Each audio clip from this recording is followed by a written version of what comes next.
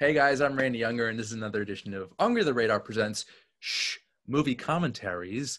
And tonight we're going to see the, I think it's a classic. I think it's an action classic. It's my favorite action movie of all time, 1994's True Lies, directed by the great James Cameron, or Jim Cameron. It stars Arnold Schwarzenegger and Jamie Lee Curtis as a couple who are having some issues. Arnold plays Harry Tasker, a secret agent who has been lying to his wife for 15 years, I think. And she eventually gets sucked into that world. And basically, they're not only battling terrorists, but they're also trying to save their marriage. So this is my favorite action movie. It's fun. It's got incredible visual effects. It's got great performances. And it's just an all-around fun movie.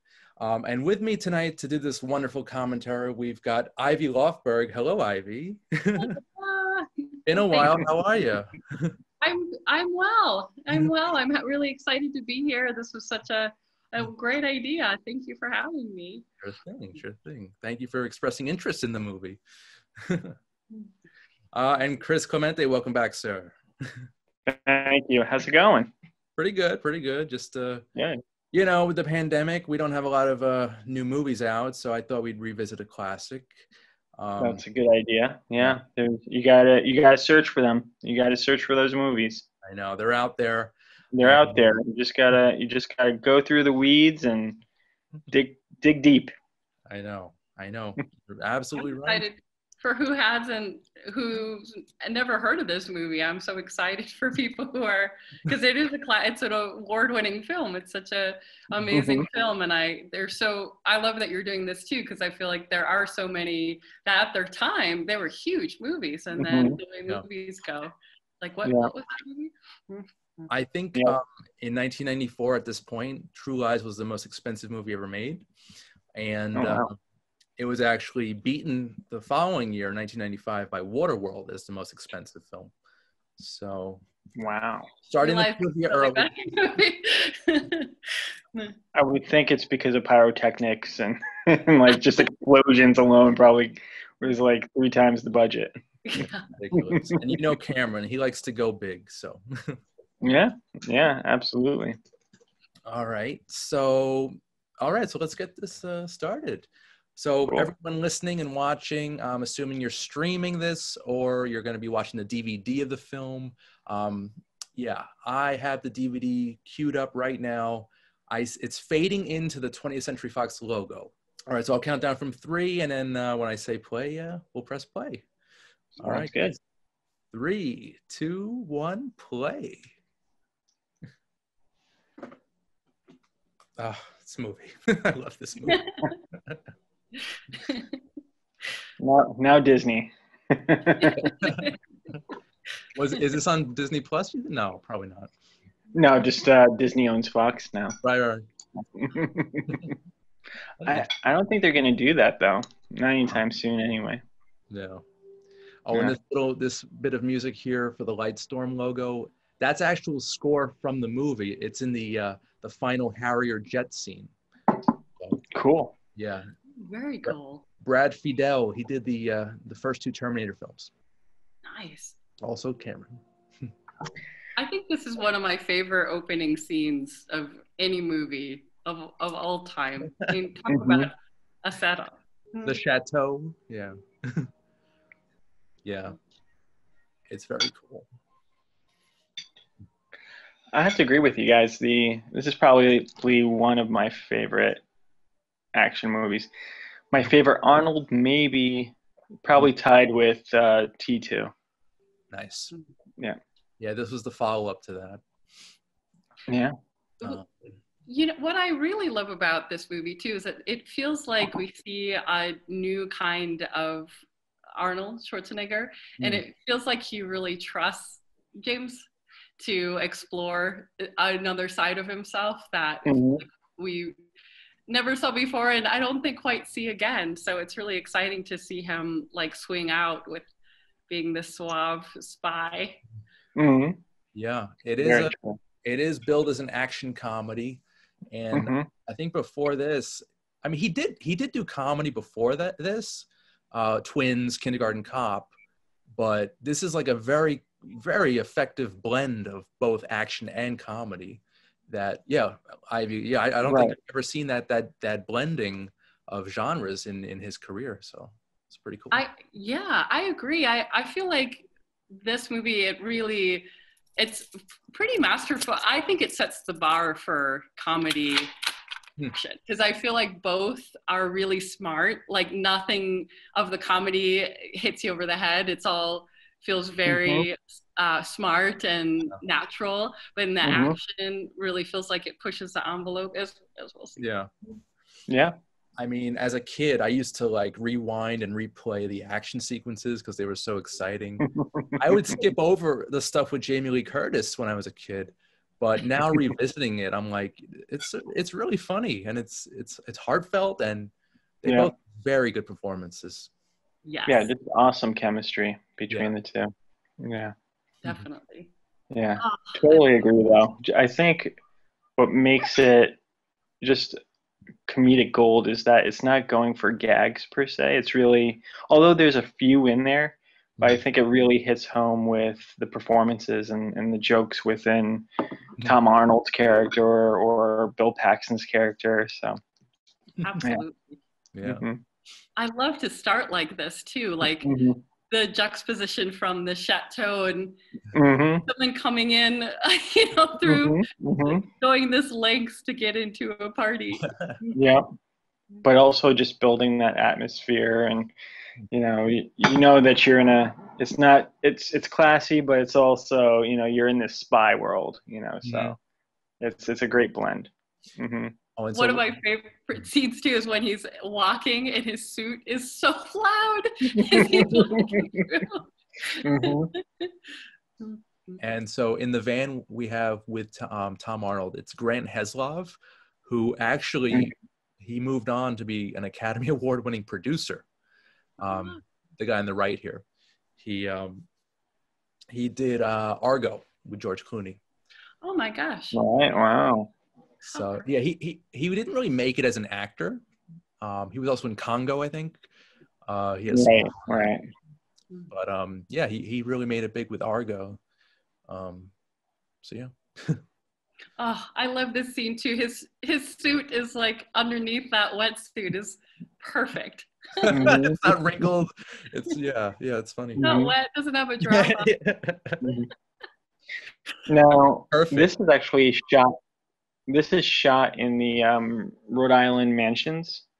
You can actually go in there and tour the mansions and actually see this. I actually was in this hall, and it's big and beautiful, and it's just especially during this time of year, it's all dolled up for Christmas. So it's beautiful. Yeah, I snuck a tango dance with my wife in this banquet hall. So. That's so great. I had to. Absolutely. But yeah, and they actually showcase the movie too. They have a couple of plaques and costumes from the set and all that. So pretty cool. Nice. Yeah. And here we have Tia Carrere of Wayne's World fame. She went from Wayne's World 1 and 2 to this. I mean, it's kind of an interesting jump. Yeah. She has a good agent. Yeah. Definitely.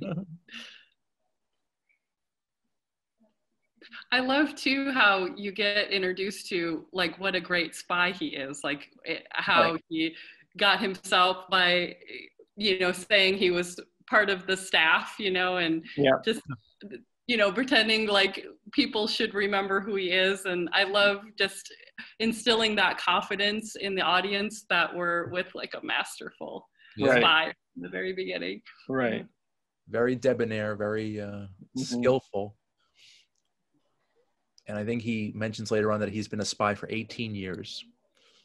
So I really would love if James Cameron did more of these movies. I think, what he's doing now is, of course, incredible, but he's so great at it. Yeah. I would have loved to and just to think that he followed this up with Titanic, just between Terminator movies, this Titanic, it just showed his arc of just being really super creative and really taking big swings.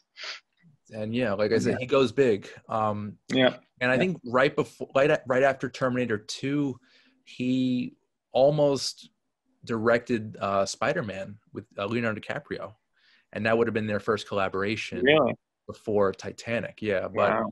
I think it was like the screenplay was like rated R, like it was it just wasn't a good fit at the time. So that eventually went to Sam Raimi in 2002. But with Cameron at the helm, I think a Spider-Man movie would have been insane. Yeah. Visually. Yeah. So I wonder if he'll give it a shot. I don't know though. Like Sam Raimi did a really good job. True, he did. No, I'm a fan. Yeah. Mm-hmm. Uh-oh, they're on to him.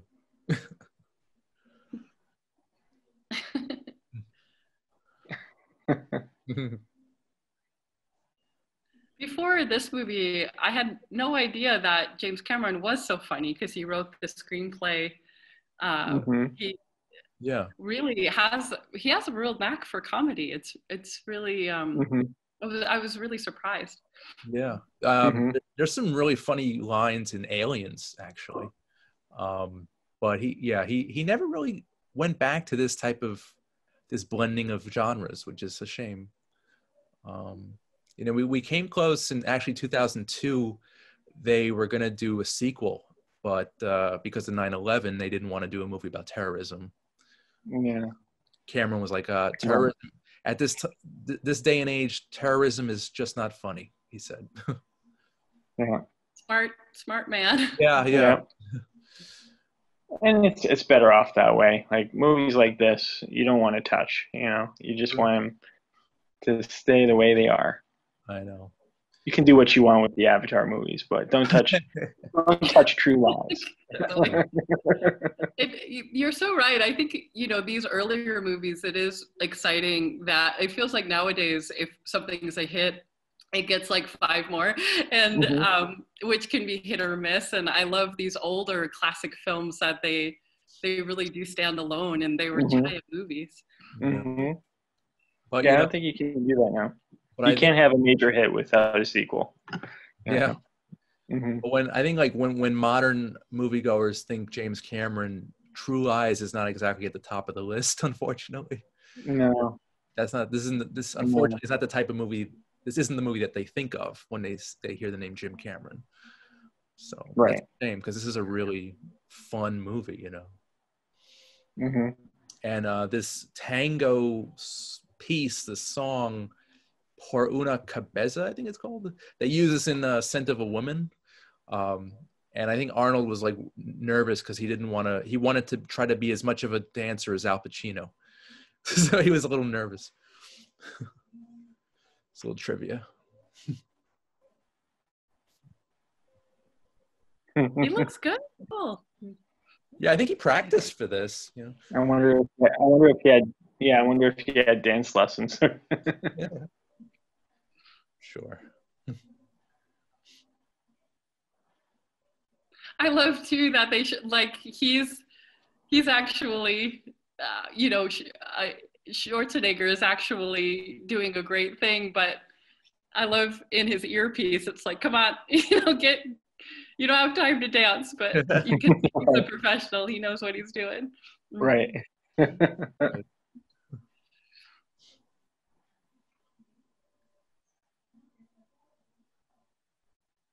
I think that is a great part of this movie too, to put Tom Arnold with, because he's a loose cannon, and he is so in that position of his right hand man to be a little bit off, I think is really funny too.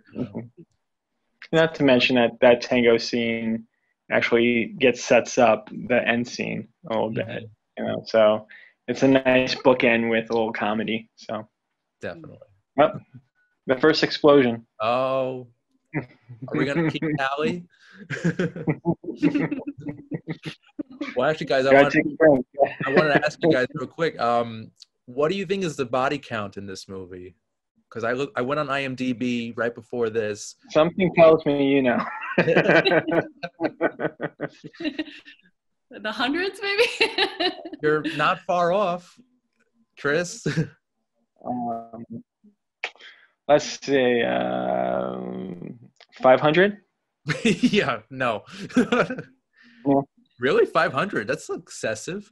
That's, well, we got one. Yeah, three. Yeah. I would have thought like 75-ish, but it's actually 90 according to IMDb. So, yeah.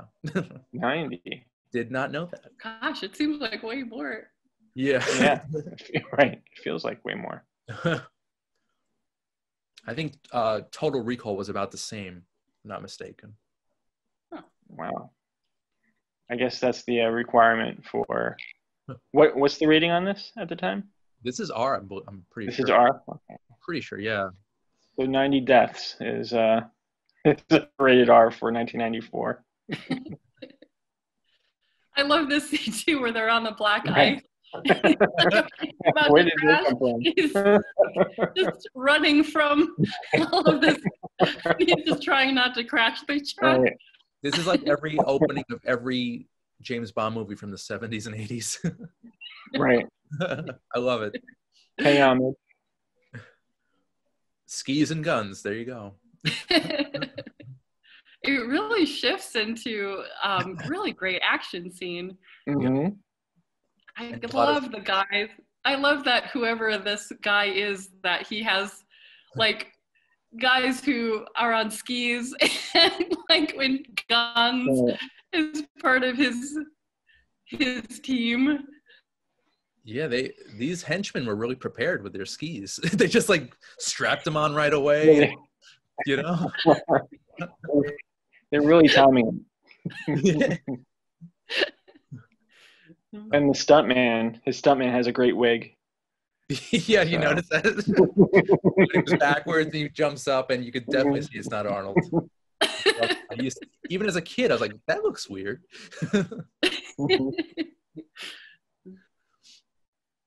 Oh. And so I never saw the original film. This is a remake of a French film from 1991 called La Totale. So, similar premise, yeah. Wow. I think Cameron liked that film so much that he decided to write this and direct this. Cool. Yeah. Now I gotta check that out. Yeah, I'm curious. I don't think the action is that intense, but should be interesting to see. And I think in 2005, they basically did sort of remade it into Mr. and Mrs. Smith. It has a sort of a similar plot. The Brad Pitt. Okay, yeah. Julie, sort of similar. And yeah. I like True Lies so much more because I just felt like I love Mr. and Mrs. Smith, but a couple just trying to kill each other, it has a coldness to it that is entertaining, but I love True Lies has a sweetness to it. I feel like, and he wants to work on his marriage and they're in love, and I think it gives True Lies a really sweetness to it that's I think unusual in an action movie. Yeah. Who would think getting into a hostage situation is great couples therapy?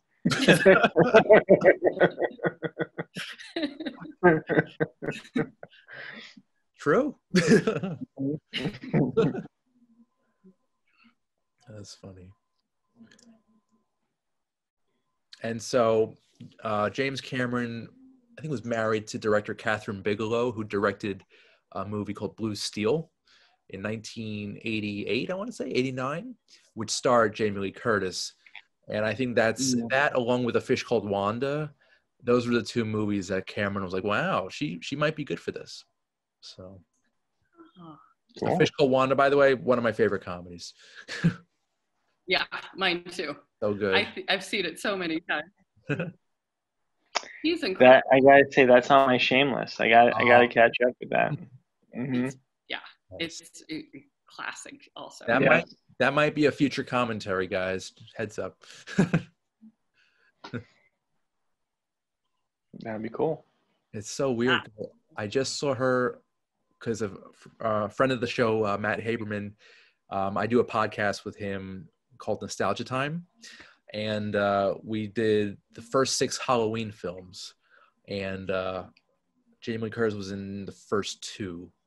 So it's kind of weird seeing her go from horror, screaming her head off the pretty much the whole movie, to this where, well, she screams later on, but it's nice to see her in a comedy, and she could really do it all. Mm-hmm. Well, she's great. Like her timing is impeccable. She has great comedic timing. Yeah, she's really good. It's so fun too that I know she won a Golden Globe for this, and it's so fun that like an action comedy, the female character would win a Golden Globe. I think that is something I love about this movie. So. Oh, Arnold didn't win, or was Arnold nominated as well, or? I don't think so. Interesting. Okay. I would think Tom Arnold would have been nominated because he's really funny in this. I just don't know how he got cast really, because he was on Roseanne. I know he was married to Roseanne, and he did stand up, but to really catch the eye of James Cameron and to be cast in a huge movie like this is pretty impressive. So. I recall an interview with Tom Arnold saying that he got wind of this, and he like berated his agent and wanted to be in a James Cameron film. So like he kind of intruded, to get on this. Yeah, that's cool. Nice. Interesting. I mean, look at Arnold in a pair of sunglasses. That man can, he can't wear any pair of sunglasses wrong. It's just amazing. And I love that bit of technology that they threw in there, the portable camera. That's just so Cameron, Yes, and I love that they're having this high-tech spy camera, and he uses it to catch his kid, stealing something. That's awesome. And I mean, what spy wouldn't do that? Right? Just bring work home. But again, regarding a possible sequel, imagine the technology that Cameron would have used in a sequel. Like if he made it today. Oh, yeah. But to Ivy's point, I would love for him to do something new, with that technology. Like imagine a different type of spy movie. Yeah. With that level of technology, that would be great. Yeah, I'm not I would love if he did a Mission Impossible or something. Something. Just no more Avatar. I mean, come on. The first one was good, but do we really want at least 2-3 more? I mean, I would see 3. I think True Lies. If they're gonna do sequels, I take back what I said before. I'd like 3 more of True Lies. Yes, preach. Awesome. Yeah, like they could expand on the Omega sector. I don't know. It would have been so cool. Look how funny that is. Such great camera work. It's so funny. Yeah. And here we have the great Charlton Heston as the Nick Fury type character. What a perfectly cast. So perfectly cast. Yeah. He's epic.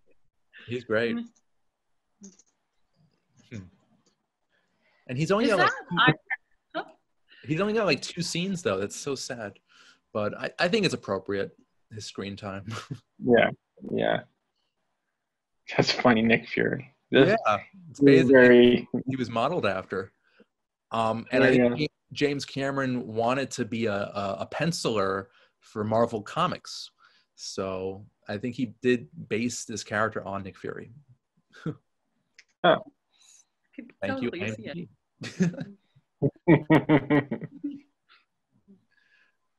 I love too that he's just always terribly disappointed with his spies. I know. Terrible work they do. I think that the intel that they got, and they almost all died. I think that's pretty good intel that they, but he's not impressed. No. I think he's incapable of being impressed. Just in the face. Bro, that's funny. No. He still has a grudge about those damn dirty apes. Oh. Oh, and Heston was in a movie called The Omega Man, I think in the 70s, and the name of this movie is Omega Sector. Yeah. And now here we are, have Helen Tasker's boring office life.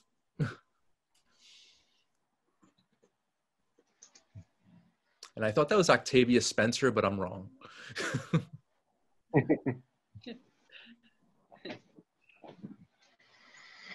Now those computers. But yeah. Wow.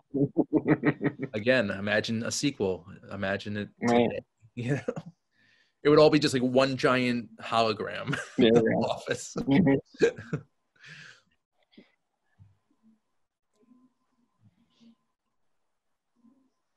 Yeah, before this, Cameron's films are kind of dark, kind of bleak, especially the opening of T2, you know? So, yeah, it's really great. Right. He went into, he delved. Not much comedy. No. I mean, the interactions between John Connor and the T-800, they had some funny moments, some funny exchanges. But the movie itself was just very serious and very action-packed. So, right. Where does Abyss fall? It was. Did he do? When did he? Oh, The Abyss. That was 89. I think I saw it just once in my life, and I liked it, but I think I need to revisit it. I think it had kind of this. That was kind of like his trajectory from the first Terminator to Aliens to The Abyss to T2. They all had that like kind of same feel to them, you know? All great movies, don't get me wrong, but they kind of had that, I don't know, they didn't really have the True Lies essence, you know, that comedic essence, which we all love. Yeah. And I think that's what makes James Cameron like a truly great filmmaker, whether or not people like the Avatar films or not, just his scope and how he's able to surprise people and say, like, I had no idea he could do that and do it in such a masterful way. And I feel like he's done that so many times in his career. Yeah. Oh yeah. I mean, and he's known for making technology. Like if he envisions something that can't be done, he'll make a camera to go in the deep ocean to get the visions that he wants. So, you know, and he's big into, ironically, because we haven't seen a Blu-ray or a 4K version of True Lies, he's really big into film preservation. But so like, and that's why he's really into like, you know, like 3D projections and, you know, getting that experience going. And he's really into the hardware, which is kind of cool. Nice.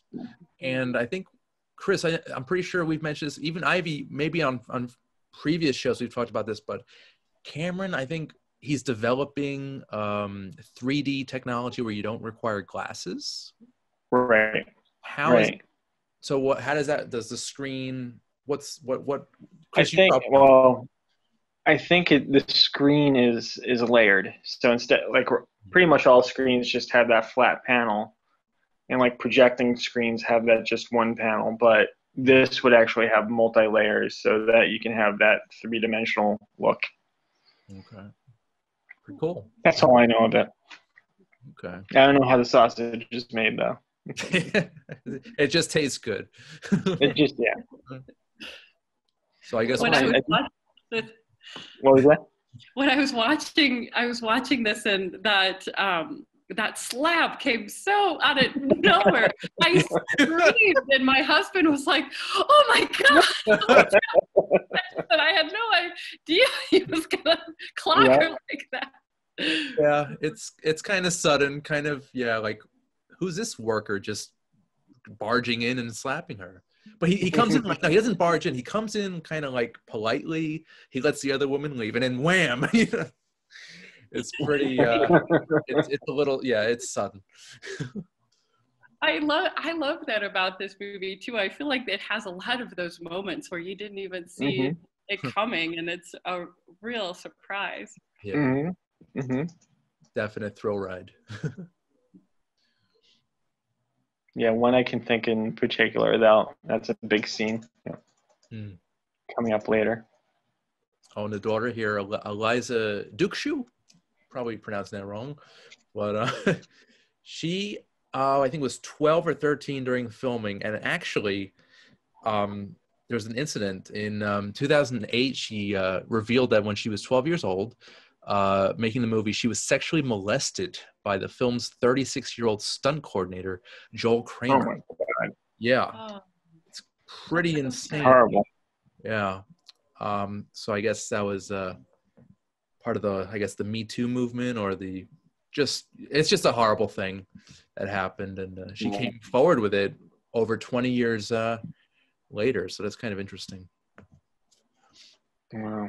Yeah, because this is a guy who was like strapping her in to like harnesses and stuff for stunts, and he's basically like very close to her. It's icky as hell.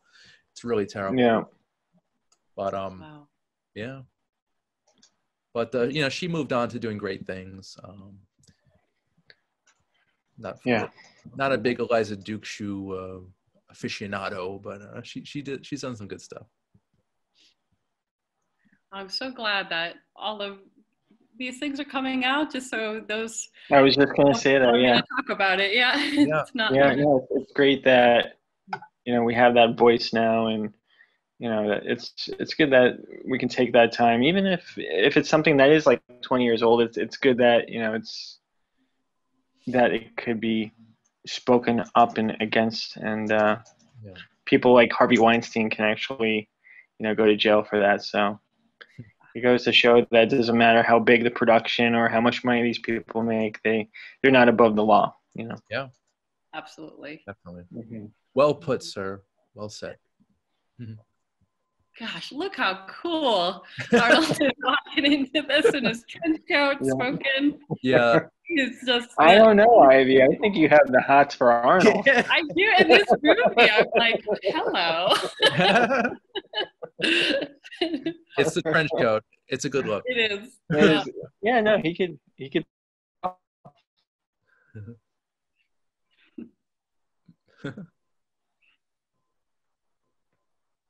Oh, it's a great scene.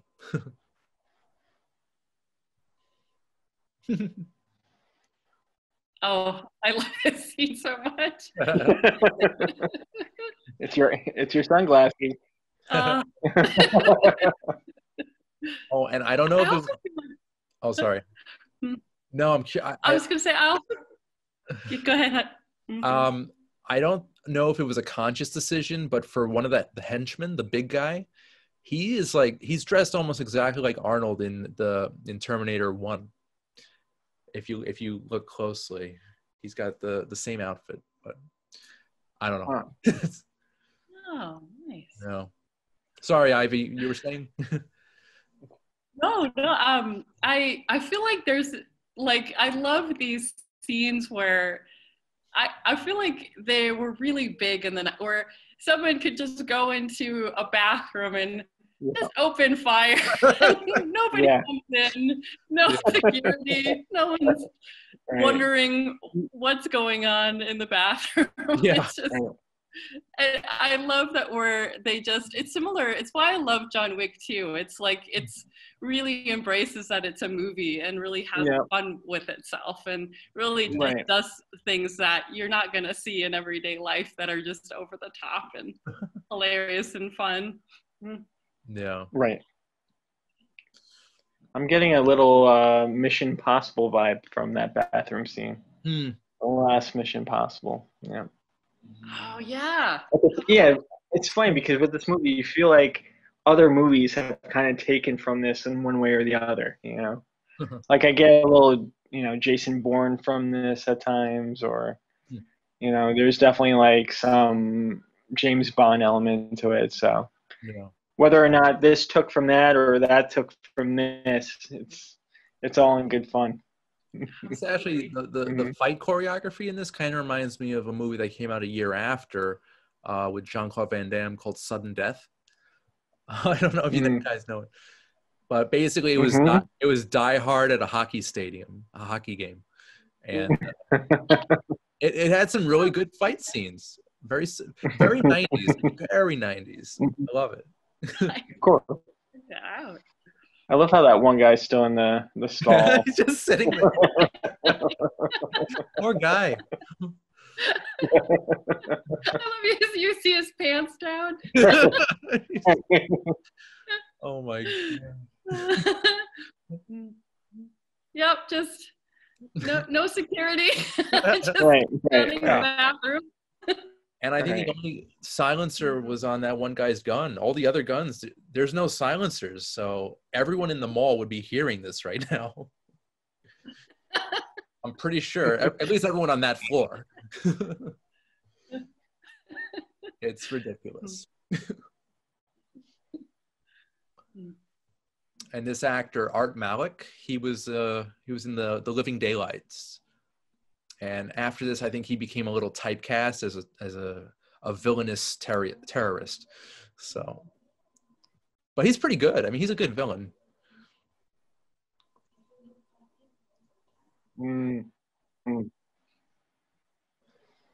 Yep, that's the trouble with these. You can't do too many terrorist movies playing the terrorist. Yeah. Yeah, I'm sure it is very good. He didn't make a sequel and understood. Yeah, it's not the best to keep. I like how Tom Arnold is still running. Yeah. After all that, he's still running. You can see why Charlton Heston gets a little upset. Oh. When he checks his body, all the essentials. Of course. And so this is, I think, Washington, D.C. It's supposed to be D.C. I'm not sure if they shot on location or if this is California. It's hard to tell.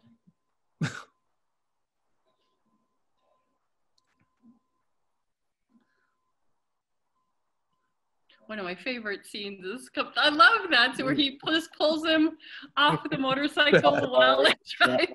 So cool. It's funny. Oh, and he grabs the horse. Yeah. I think this is one of the best action Right. Yeah, it's great. Very creative. I love how far it goes too. He doesn't use the horse for just one scene. He really pushes the envelope. And I guess you could say John Wick kind of stole this in a way. Oh, with the horse. With the horse. That's right. Slight similarity there. This is a lot better in my opinion. Yeah.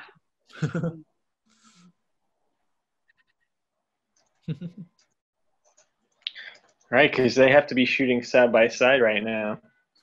So that's a great, just a great level. Yeah. How did they even shoot this? I don't know. Was camera Very careful. Or like a dune buggy or something. I don't know. Then they go into the hotel. Wow. Yeah, they go into the hotel. He just rides up through the... Like, ah! Oh, it's the best. Good.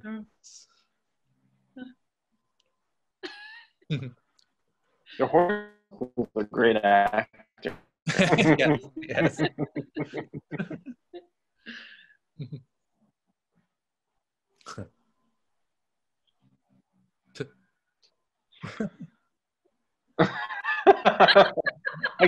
like that's so simple, but just like comedic gold. Yeah.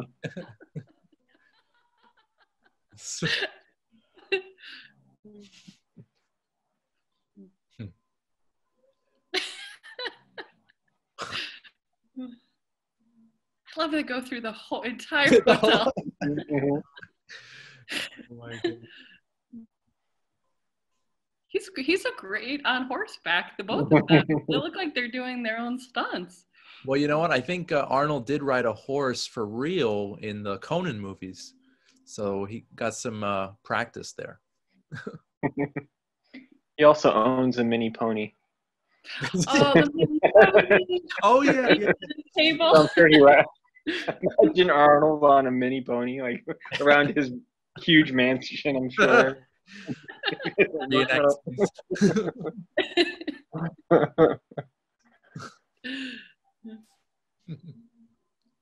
I like this. I love like, just get an elevator.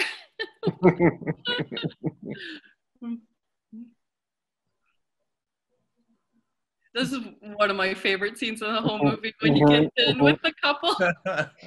Right. The dueling elevators. And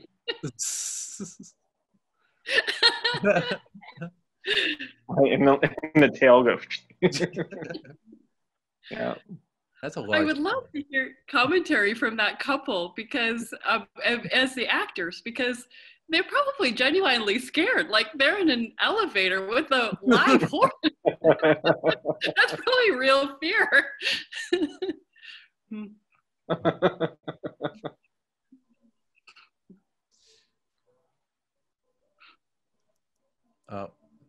Very 90s right here, staring at each other. Hero and villain, good versus evil, right there. Love the score, great score. Man, I would be sweating in that elevator, looking down. Who in their right mind puts a glass elevator on the outside of a building like that? Yeah. Oh my gosh.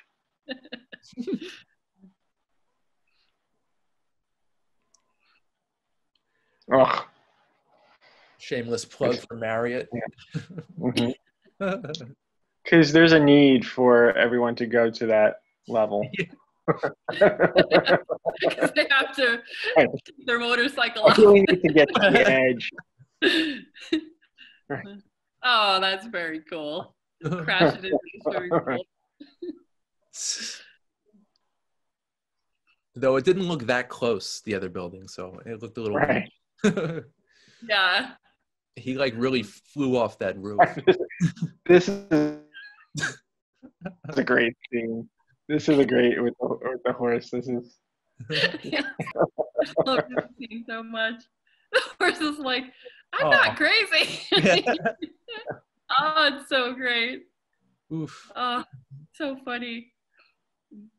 It's great. I really scenes like this is why I love this movie so much. Right, right. He easily could have like made it like the horse magically but right. he went for the humor instead. Right. And what's more realistic too. And that's actually funnier.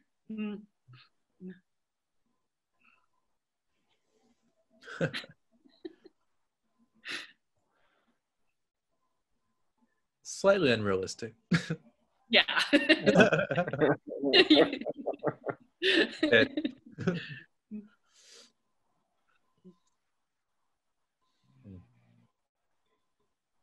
The angry stares again.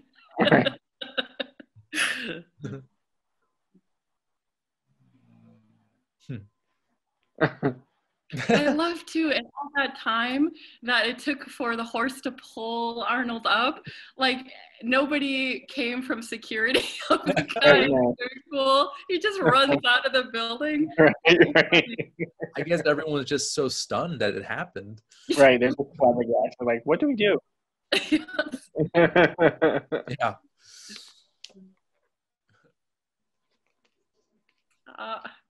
Missed his birthday. Oh. How dare he? And I guess he had a change of clothes because this is not a ripped up shirt or it's not wet.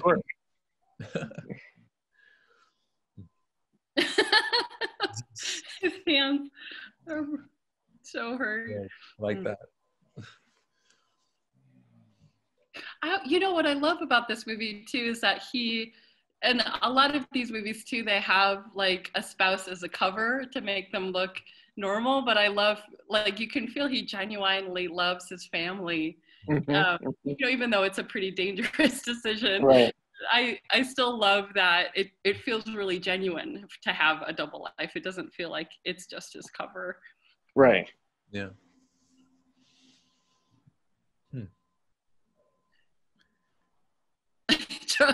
Also, again, very upset with the way things went.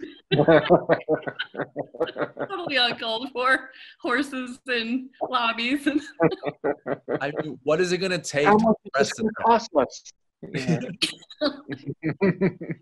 I love also he never fires them. Right. Right.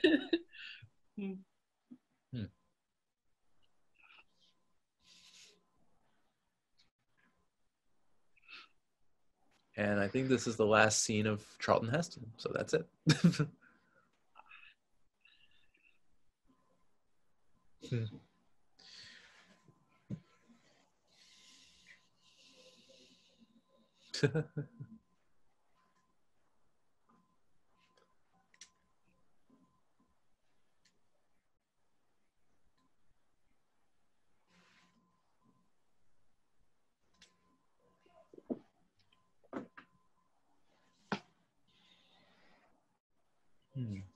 Now, is this the first movie where Arnold plays a family man? I don't know. Because I know he plays one in Jingle All the Way, and that's 3 years after, or no, 2 years after this. Huh. Curious. Because he doesn't, no, I'm sorry. He was a dad in Commando, Alyssa Milano. So, curious.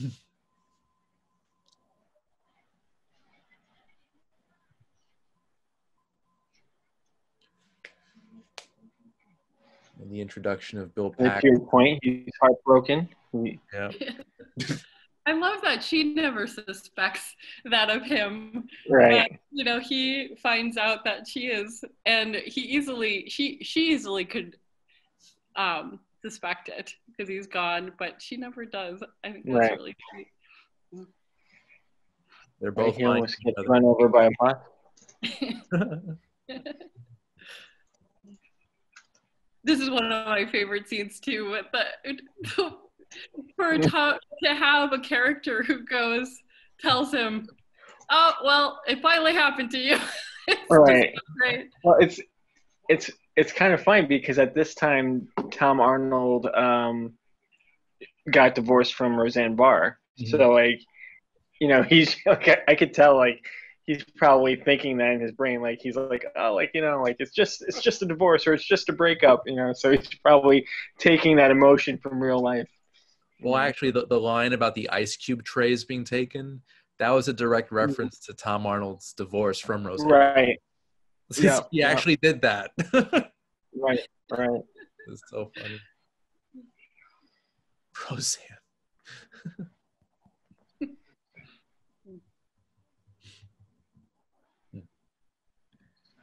And now we've got the middle of the movie where we explore the cheating with Mr. Bill Paxton. Great performance.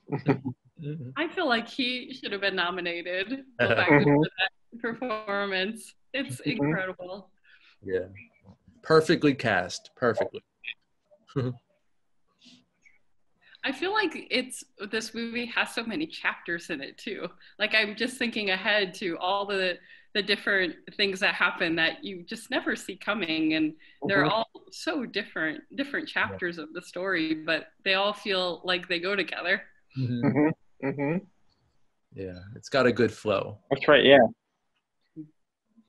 Right, because not like you clearly get his spy, you know, life, and now this is approaching the cheating element, and now how do we mix it together, getting her involved in his spy life. So you're right, it definitely feels like chapters. Yeah. I think it's more like a sandwich. Like, you've got the action is the bread, and then the cheating subplot is the meat, and it just And comes together for a and delicious. the comedy is the cheese. Yeah, yes. That's such a good analogy. It totally is a sandwich. I love True Lies too. Like he gets to see, like, wow, she's really good at lying. I didn't really know that about her. Right. He's putting his skills to work.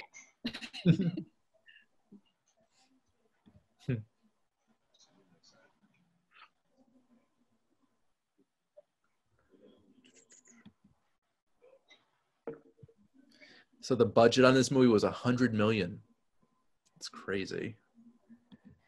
According to the Guinness Book of World Records, it's the first movie to have a production budget of that amount. And yeah, crazy.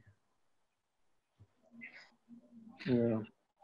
I love that about this too, because I feel like you can really see it. Like there's other movies where you hear the budget, like where did all that go? And I feel like this movie, it's like, yeah, that budget makes sense. Yeah. Go with it. Especially the last quarter is just so action packed. It's such a spectacle. And I think that they actually rented the Harrier jets from the Marines for it was like close to $3,000 an hour to use those jets. Wow. Yeah.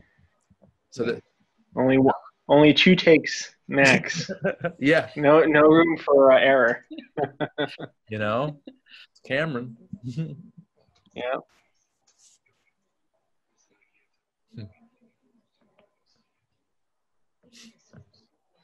I love how slimy Yeah. Paxton is. Yeah. Great actor.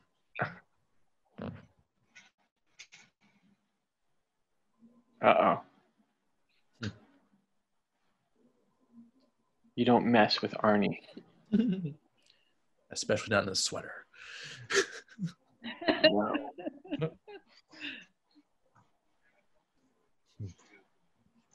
She's also working out in a full sweat.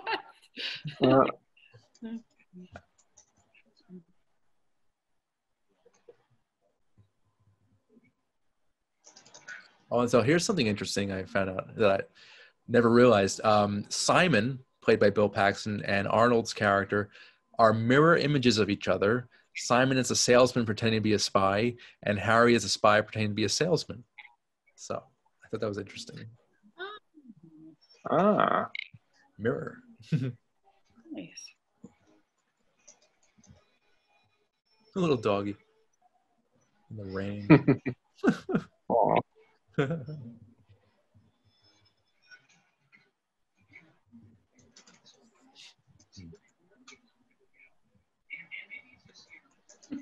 And I love the signature Cameron, the blue light, like that tint, or he's used that in pretty much all his movies, I think, since Aliens, that bluish light. Something about it. It's just so, I don't know, such a cool stylistic choice. I feel like certain directors have their tints. Mm-hmm. Like Steven Soderbergh has that yellow tint. Yeah. Mm-hmm. Especially with cinematographer Janusz Kaminski, who he's been using since, I think, The Lost World. But that's a different conversation. Mm-hmm.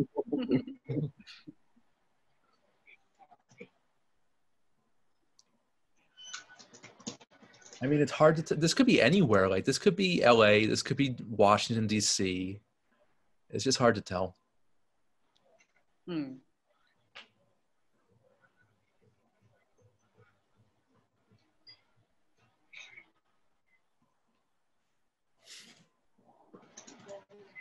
Yeah, when Paxton passed away, that was a shock, man. That was really, because he was so talented, and he was just finally getting noticed as a leading man.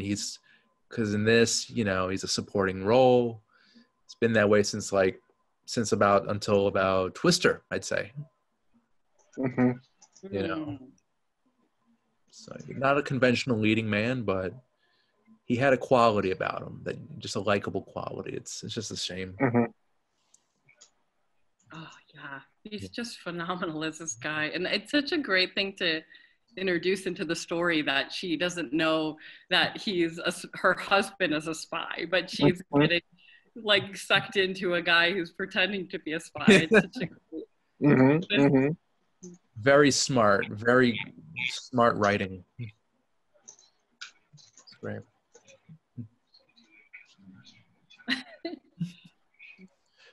I like he's here. That's so clever too. He's taking credit for the thing her husband did, and he's so impressed by it. So funny, ironic.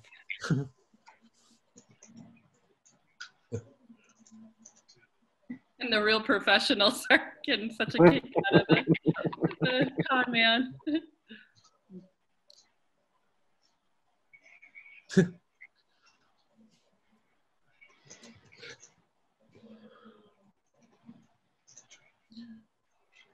I couldn't find anything about the casting choice for Simon, but I'm assuming Cameron had him in mind, had Paxton in mind the whole time. Because I can't really imagine anyone else, you know? Right. Just incredible.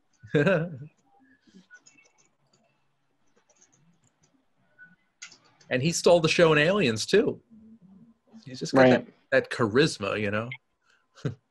Completely.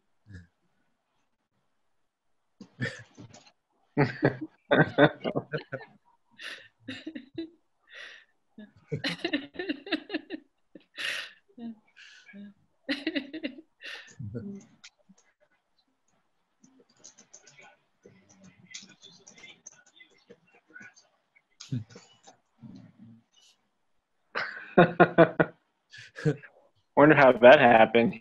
His eyeball just boop. I used to think that, but I think he just was squeezing one side harder and it just cracked. Yeah. I used to think that it was like the heat from his face, like he was so angry. Either way, it's weird. Yeah. I like to imagine his eyeballs just popped out a little bit. Like Roger Rabbit or The Mask. Right. Right.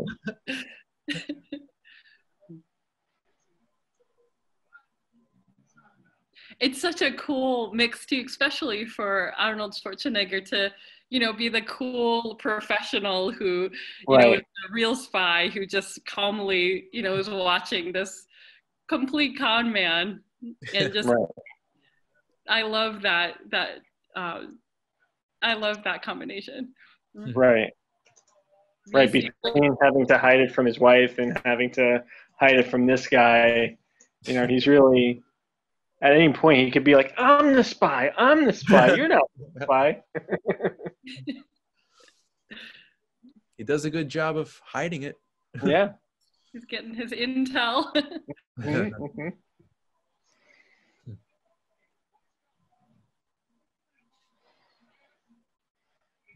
I love, too, how you could just feel Arnold's anger building and building and building as he gets to know how horrible this guy is. Yeah. But in a way too, it's almost like he's learning about like role play and how he could probably use it to his advantage for his wife, because I think once she gets involved, like I think he understands that they could be working on their relationship, and there's some excitement to that. So I think he acknowledges it in this scene just by listening to this guy. Yes, I love that too about this movie, is that he starts to see like, wow, my wife could really be okay. Right. Like, all of this, more than okay. It's very therapeutic, I guess.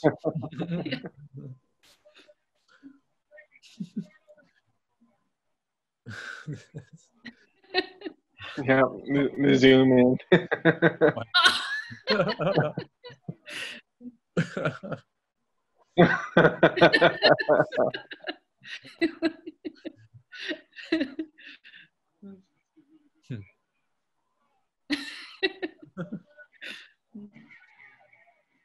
He just gives him a little taste. Right, a little run for his money. And he comes back with the sales pitch. This seems like it must have been a really fun character to play because you could just really, he really embraces this guy. Mm-hmm.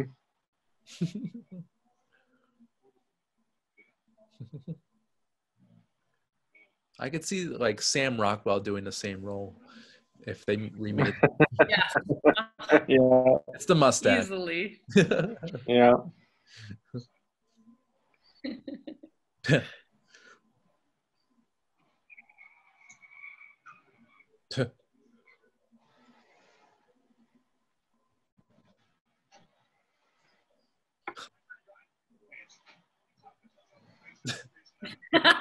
It just breaks his window.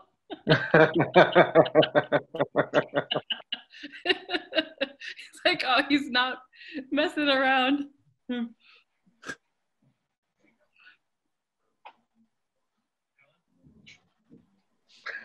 Sure.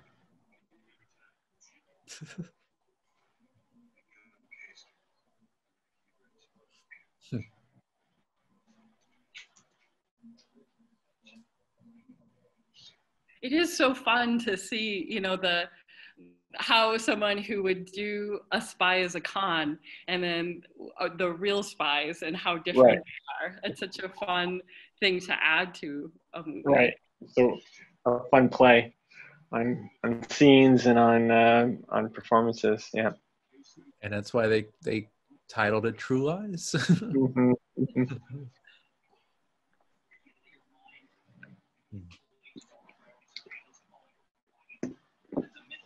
I love this scene too, where Arnold reminds Tom of everything he did too. That was, and he's like, "Yeah, I'm okay. I'm happy to help you now." It makes me really curious about how much like actual spies use their spy equipment in their personal lives for real stuff. I want to know now.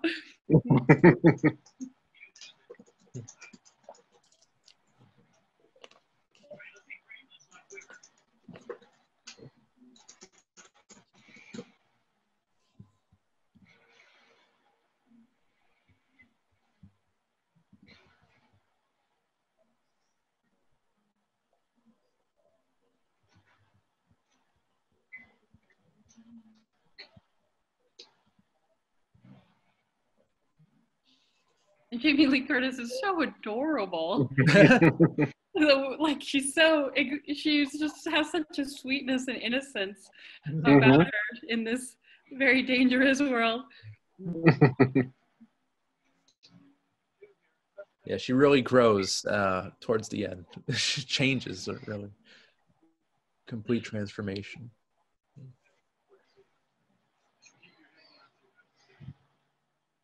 I love it. It's like, you gotta put your head down. That smile.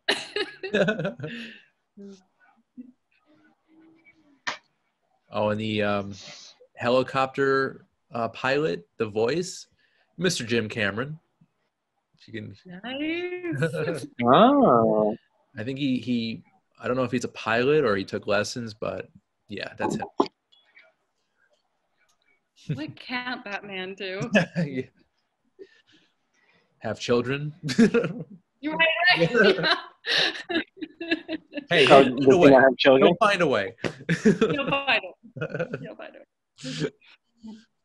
Oh, he doesn't have kids? No, I meant give birth. Oh. Yeah, he'll find a way. Yeah, he would. He would. If there's one man that could. One man. I think you have a movie idea for him. Oh, Yeah. Here we go.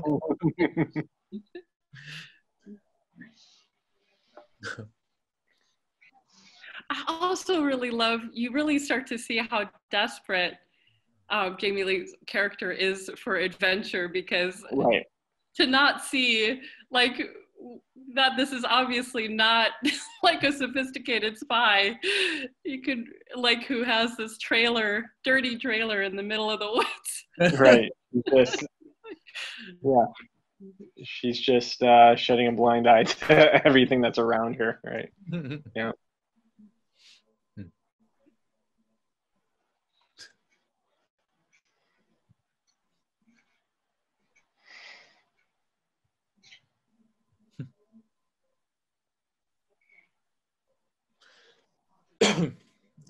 And so the list was very long for actresses to play Helen.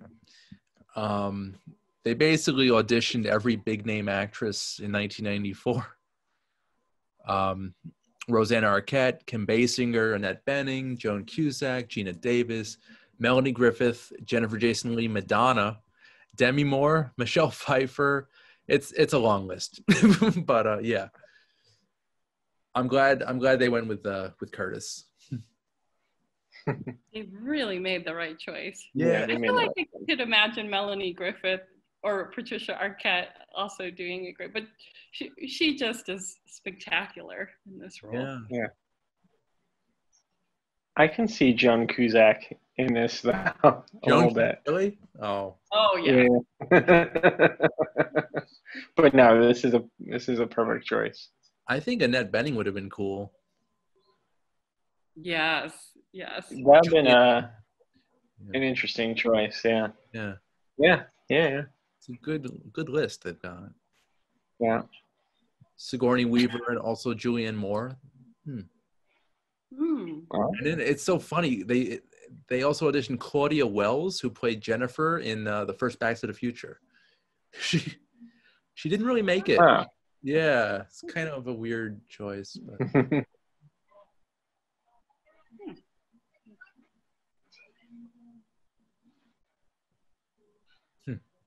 It's so sweet too, the innocence of Jamie Lee with her husband being a spy and her not getting till the very last moment this is a total con. Right. Like going back, she's doing this for the pure adventure, not for the cheating aspect or anything. And she shows that she has some kick to her, some that kind of comes in handy later on. So especially in the interrogation room scene. Right. That's a great scene. Coming up.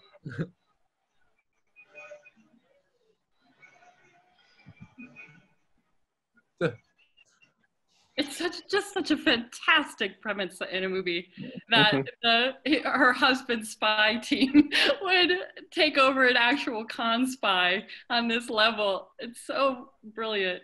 Yeah, they're not like questioning Arnold's leadership here. Like, isn't this your wife, sir?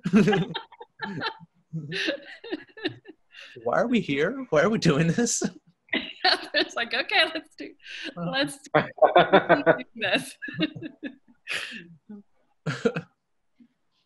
Just going back, I even in this scene, you just see how much love he has for her, which is just, it's so unique to like Arnold and like, just being that family man, but it just goes to show how much like, romance, but also just chemistry there is between the two. Yeah. Absolutely. This is incredible. I feel like if they're like, this probably is the scene where they were like, yep, give her the Golden Globe.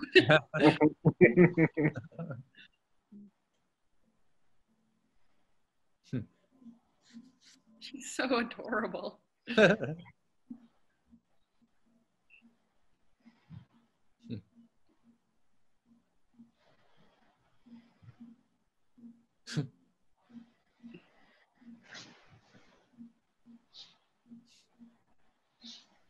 I think what's unique about this movie too is I feel like another movie, it could have really felt very uncomfortable to see, a husband like treat his wife this way. But there's something about it where it just feels like he's a little bit justified because of her own choices and kind of finding out where she's really at. And because you can really feel like they really love each other and, he wants to understand where her head is at. Like I think it's just really well done. It could have really moved the movie in a really negative direction, but the way that Cameron directed it, I think it's one of the best parts about the movie. Well, you know, it's interesting that you said that, because I think that there were some women's groups that were like really opposed to some of the scenes like this one, and thought it was like misogynistic the way that he treats his wife, how he basically kidnaps her and kind of plays these like mind games in a way like this. It's almost really like, it's very psychological what he's doing to her, and these groups were really against it. So I could see why they were upset. But you know, it was directed okay. I think Cameron handled it pretty well.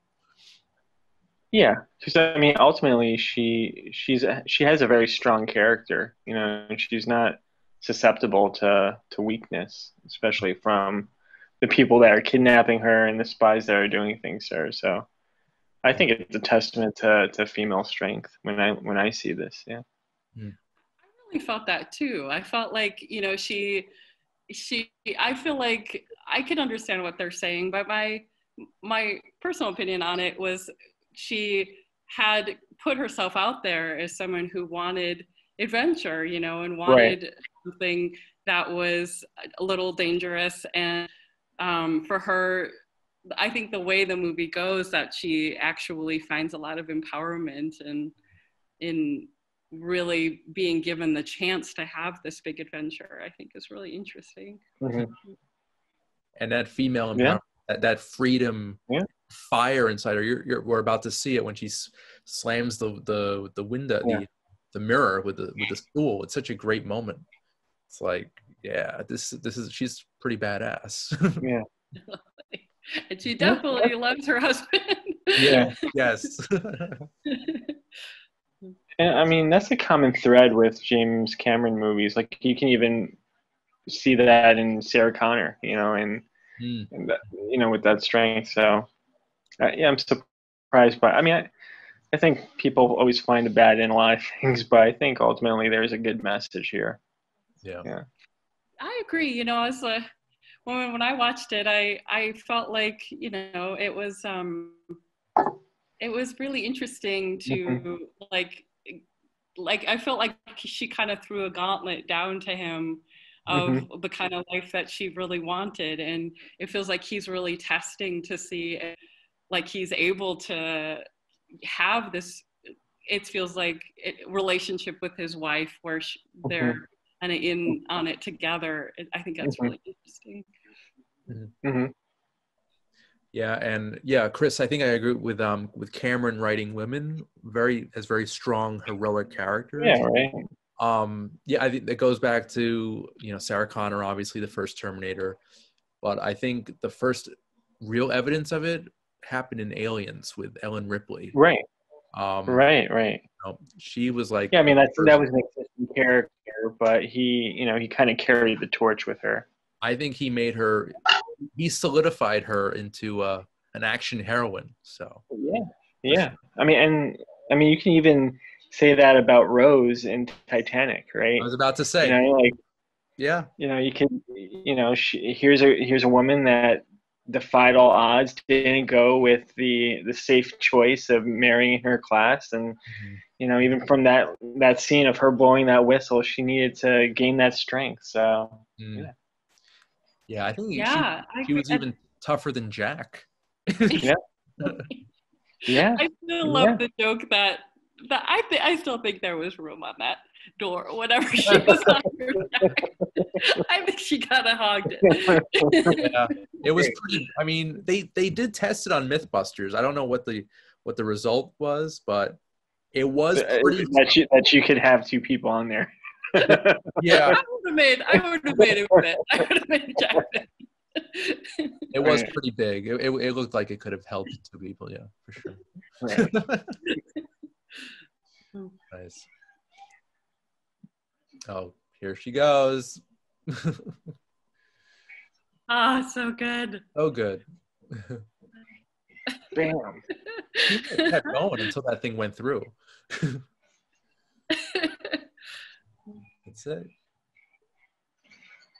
I think it's so interesting too in his relationship to female that his wife was Catherine Bigelow, who has made these incredible action movies, and personally I like to see like women can be put in these situations and and can really find their way through in a really powerful way. And I think it's interesting that was his wife, that particular character.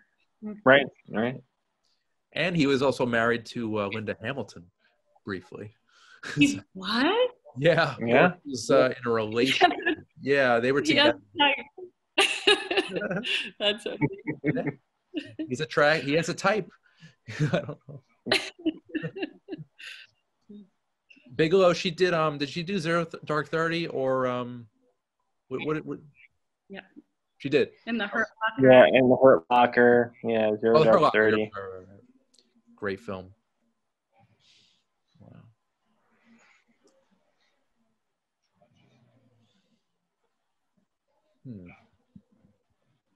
I also think I love this too. I think I think that was kind of with Mr. and Mrs. Smith.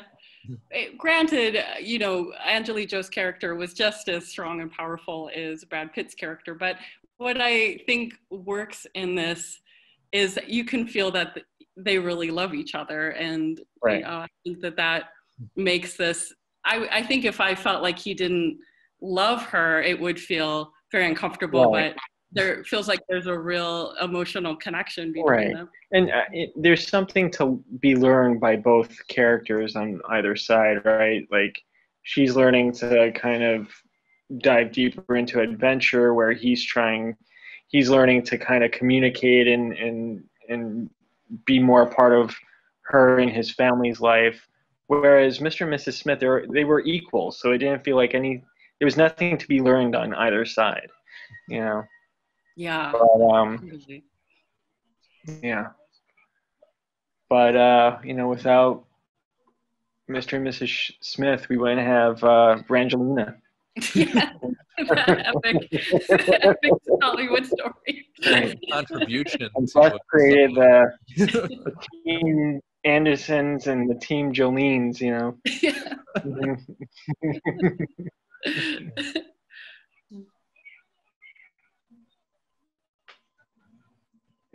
This is such a great scene. Oh my god. He's so good. He's just Bill Paxton, he just goes for it. It just feels like he loved playing this character. Right.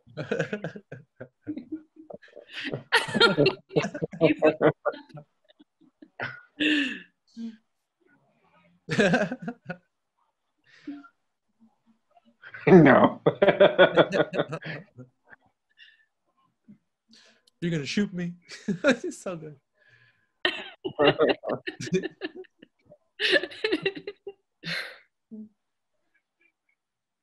I think he's the funniest thing in this movie. Yeah. Yes. Oh, by far.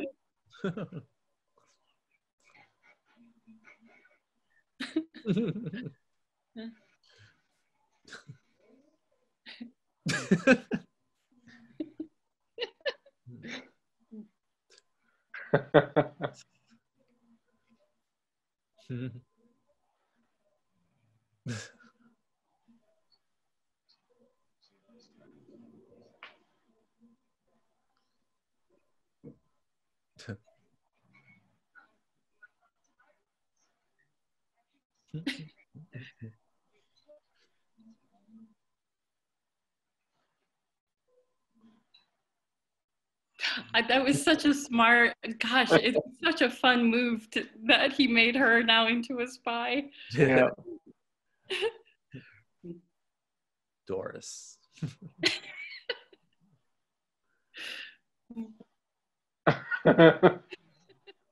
Yes.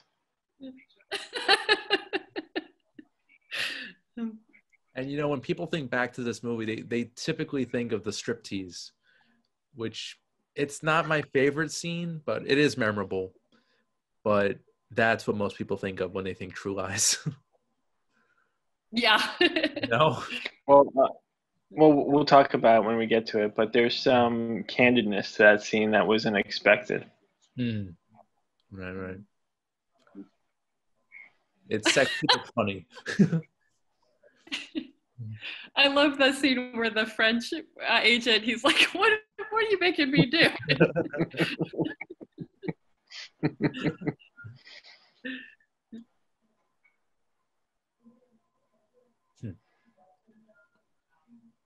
It's such a sweet idea. You see, you said the seasoned professional who isn't really that connected with his family and like put his wife into that world to see how she does.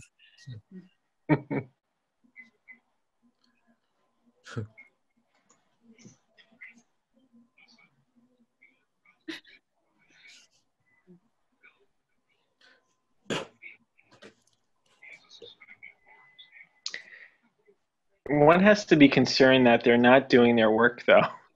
Yeah, that's the point. There's a lot of stuff not getting done. Like national security stuff. Right. Nah. They're just playing this wife bit along.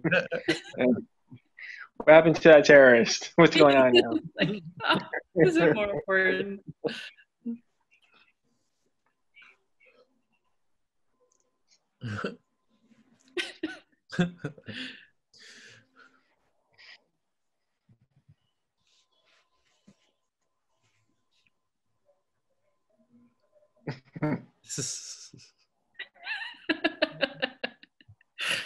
She really is great at physical comedy, Jamie Lee Curtis. You see it a lot in A Fish Called Wanda also. Yes, yeah. Actually, just today I was watching a few episodes of this. You guys probably haven't heard of it. It's called Anything But Love. And it was a sitcom on ABC in the late 80s, early 90s. It was Jamie Lee Curtis and Richard Lewis, who work at a magazine, and they basically have a romantic relationship. It's very funny. It was very good, and I'm probably going to watch more of it after this. But Anything But Love. It was random, very random. Yeah, I'm definitely gonna check that out. She's done, obviously horror, now comedy, action, drama. She really does it all. Yeah, comedy. Yeah. Right.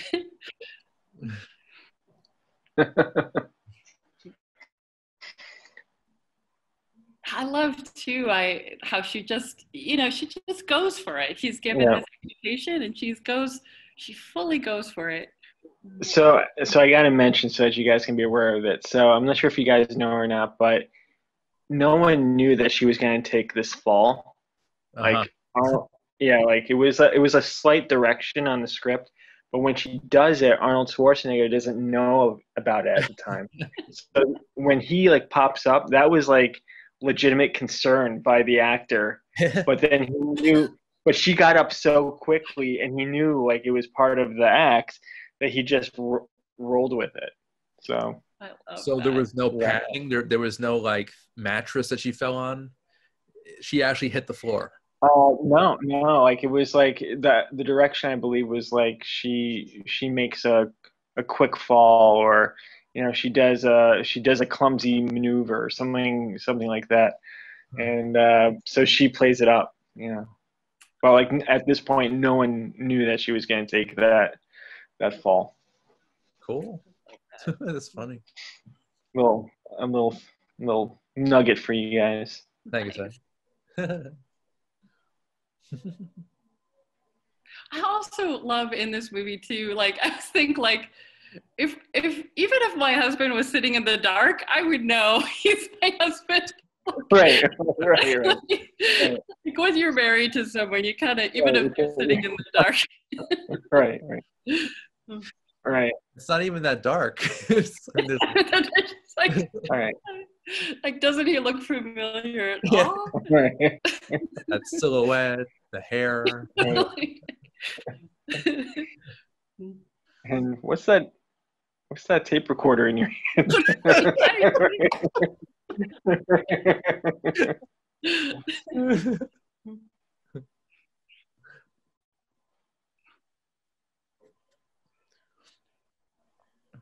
And she's done a few nude scenes. Well, this is semi-nude, but she did show her breasts in Trading Places. There was a brief moment. And I think she was half naked in A Fish Called Wanda as well in a few scenes. So she doesn't mind getting naked. I won't ask why you're keeping track, Randy, but sure. Some more nuggets for you. Yeah. Well, I think also, like, I think she was kind of like advocating that type of stuff because there's that myth that she's a hermaphrodite, right? So I think she wanted to go against that a little bit. Oh, we're gonna say, go. Hey, like I do have a sex appeal. Yeah. Yeah, I've Googled this a bit. I haven't really found much out, but yeah, apparently people have said that she's a hermaphrodite. Chris, you brought it up, so I'm going to ask you, what the hell? Yeah. Well, she mentioned it in an interview too, but like it was a correction in birth, you know. So, and obviously in this scene you could tell that she's clearly not a man. No. So, Yikes. I also really like in this scene, like it's a sexy scene that she's a little bit like aggressive. She's very passionate. Yeah. There's nothing like demure about it, and I think it's really hot. Yeah. Right. Like she started off like kind of meek and shy in the beginning, but once she's breaking away from her shell. Yeah. You could really see. And he's like, "Who is this woman?" So funny. So great. There you go.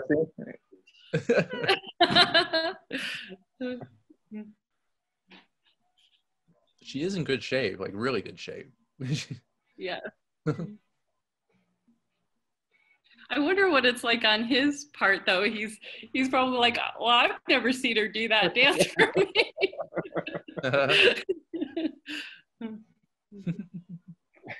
Knowing Arnold, I think he would probably like it. Yeah.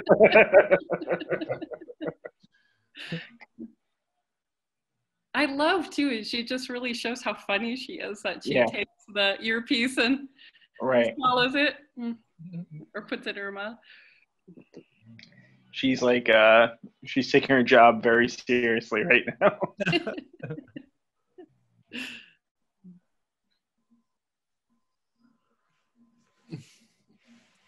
Like, how does he know exactly when to press pause and play? And he knows exactly.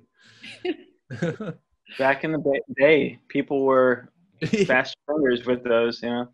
I wonder if younger people watch this and like they don't know what that is. No, I've had young people come up to me and said, "Oh, they've never seen a CD before." Like, I remember going to Staples because I needed to get something out of an old CD, and the younger attendant, they had such a hard time with the CD that I actually had to go back. I had to go back of the counter and help her. And basically, I'm like, do I still have to pay for this? What is this strange circular object? I know, right? Yes. Right. What are you used for? No, she literally said, "Oh, I know what these are. I've seen them on TV before." Oh, good. My grandfather told me about these. Right.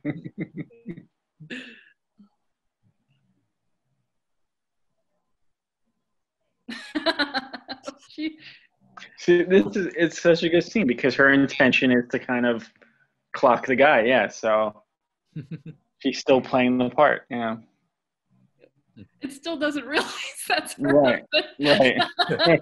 Until, right. I guess if you don't expect it to be, then it just... Right, I guess. No.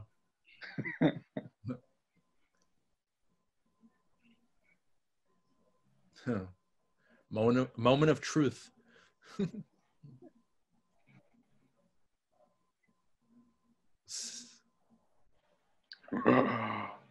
Why wouldn't he just let her go? That's such a cool moment to introduce the real back into it. The real. It's like, oh, it's an action movie. Yeah. I love too. They keep the comedy that she still thinks it's her, even though her husband is in the hotel room. that is so good. Yeah. Like she thinks all this is because of her, and that she has to protect her husband.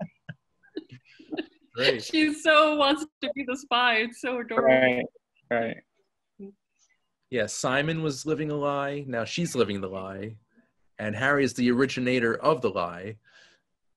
There's a lot of lying going on.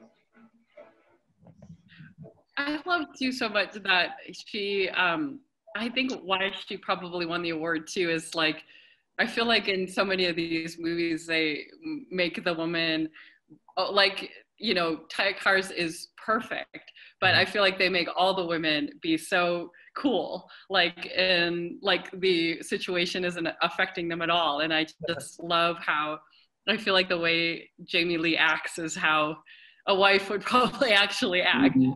That's important. It's pretty genuine.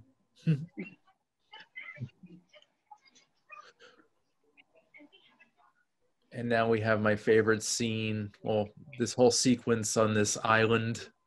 It's just so, it's like one thing after another. So action-packed, so 90s red-blooded action. I love it. And yeah, it's just a fun set. It's a fun location. Totally. It's amazing that it's gone here from Bill Paxton. Like you said, Ivy, chapters. I wonder what of the sandwich, what this would be. This is the maybe the gooey part. Gooey bordering on crispy.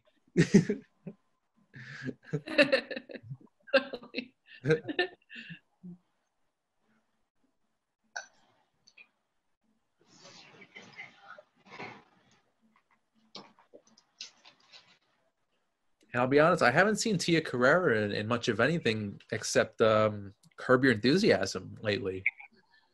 You know, I mean, she's pretty good. She's a decent actress. I don't know why. I don't know. I haven't really seen her. I don't know. How about you guys? Are you do you follow Tia Carrere's career at all? No, I can't say that I do. But I think she played a voice in Lilo and Stitch, and okay. And she was. Can we just do a quick time check? Where are you guys at? Oh, I am at 1 hour 30 minutes 45 seconds. Okay. 49. Yep, me too. Cool. Yep. Okay. I was a little behind, but cool. We've got the. I'm exactly there now. The nuclear missile. Yep. Okay. Cool. I love that 90s women, like the business suit dress outfit or top and skirt. That I don't think that really stuck. Yeah, Tia's dressed rather sexily for this type of situation. That's what I'm thinking. Like, I don't think you're dressed properly. fashion steps down to no one. You know, you always have to look good, no matter what circumstance you're in.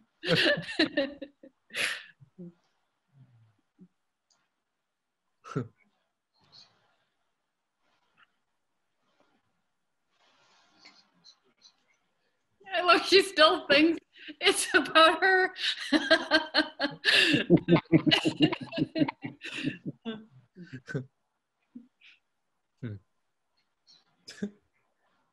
Is it a water heater? Hilarious.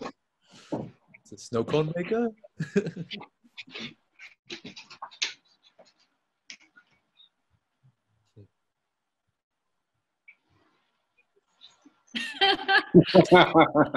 Realizes I have no idea who my husband is.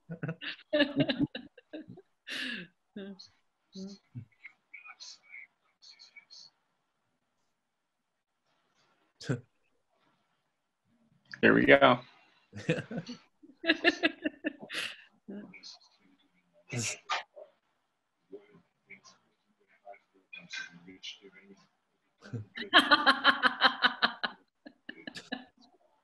That's so great. In the middle of all of that, she blocks him. She has a good arm. What I love is that in this scene, like, the real heartbreak, it's not the fact that all the stress about, you know, he's looking at a warhead right now and in this hostage situation. It's the fact that he's telling his wife that he's lied all this time. Like, that's the real heartache in this situation for him. Yeah. Absolutely. Mm-hmm. And the fact that they work through it by killing a bunch of people. That's good. So that's couples therapy, apparently. Yes. Yeah. I loved in the middle of all of that, this emotion, to put the hilarious scene of the low battery. Right. The terrorists. Like, of course he wouldn't mention that. You know, like, of course. I feel like that could be a whole sketch in itself. Right. He knows he's a goner. You don't have a bad battery when making the terrorist video. Right. I think at that moment he's like, I hope he just talks fast right now. I mean, it's a realistic situation. The battery could die. Poor guy. Like, who didn't charge the battery? Come on. That's a rookie mistake.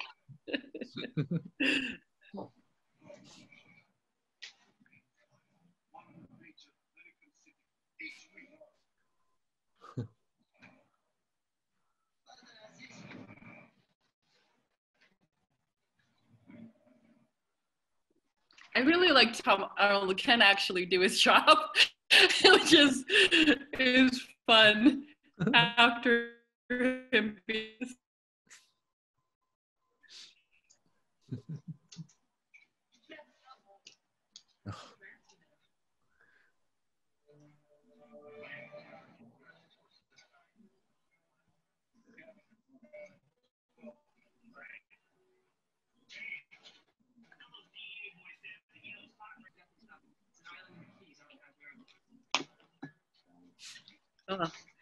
I have to admit that when I fast forward a little bit through this because I can't stand these with the torture instruments. Well, he doesn't actually use them, so. Yeah, thank goodness.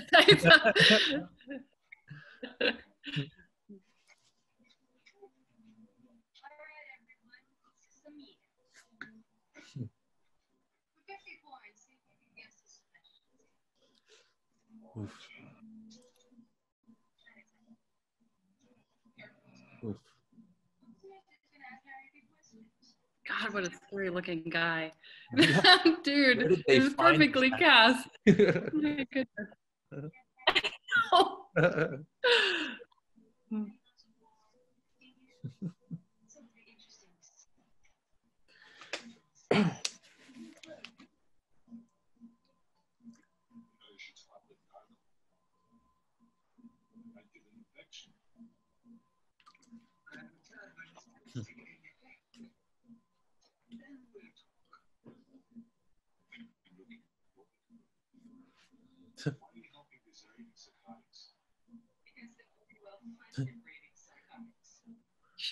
She really is a great actress. I loved her in Wayne's World. She really added a whole nother dimension to that movie. Mm-hmm. And the same could be said for High School High. John Lovitz.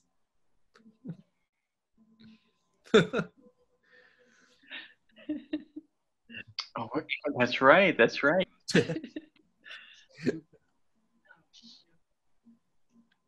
They do such a good job of like, there is real like tenderness between them in this. And then on top of all of that, he uses this whole other camera technique to show his drugged out state. So you just see why he's such a genius. Mm-hmm. Definitely.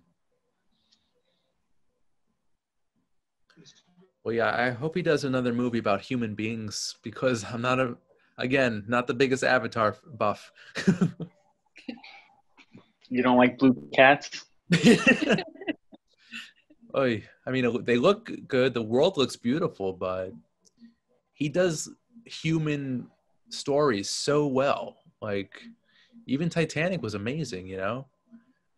So I hope he returns to that, to humankind. I really do too, because you're so right. Like I can't think of another film like this where you really feel the tenderness between them as they're going through this really intense action sequence. I know. Right. It's great. Yep.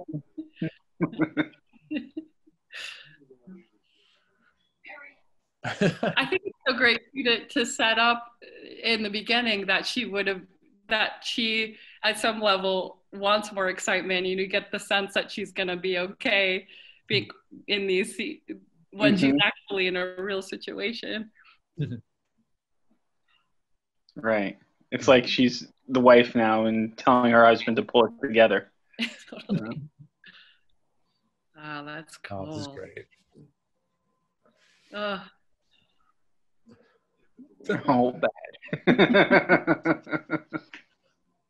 I love too, like it's full of surprises, but it really feels like it serves the story. It's not like surprises for surprise sake or just because it looks cool. Like, it feels like it really always serves the story. I'm sorry, just that wallet scene got to me. It's like, oh, he has a daughter because of this. Like, oh, I can't tell. I can't tell by looking at this window, the wallet window. I had to move it.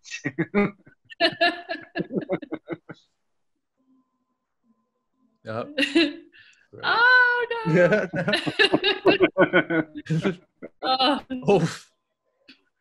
Oh, Samir. Oh goodness! Oof. Amazing use of a crowbar. Don't see that every day.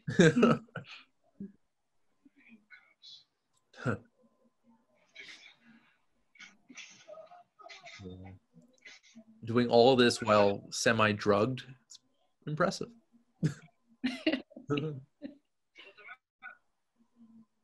I love she just throws her shoes off. She's a practical person.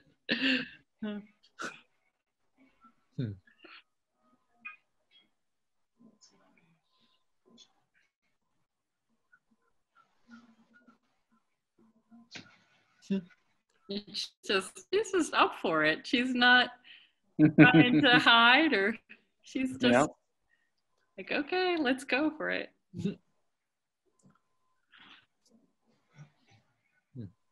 But to do that barefoot, I don't know. Yeah, how did they? Yeah. That's rough terrain too. Right.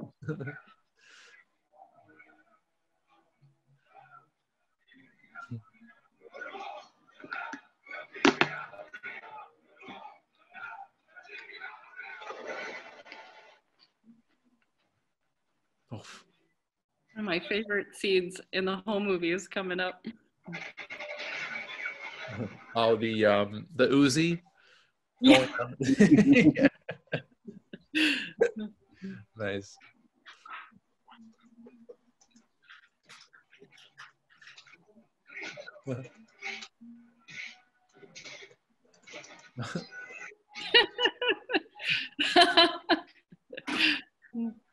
Great.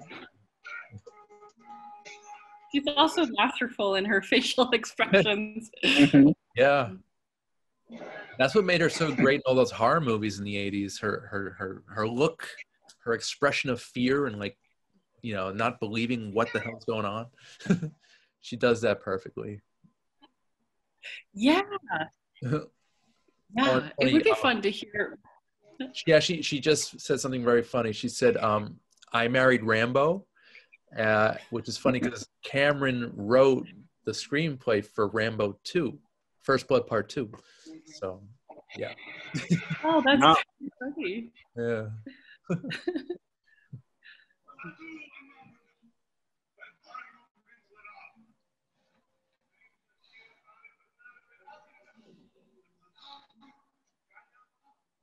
I think originally they were going to go with Irish terrorists first, and they switched over to the ones we have in the movie.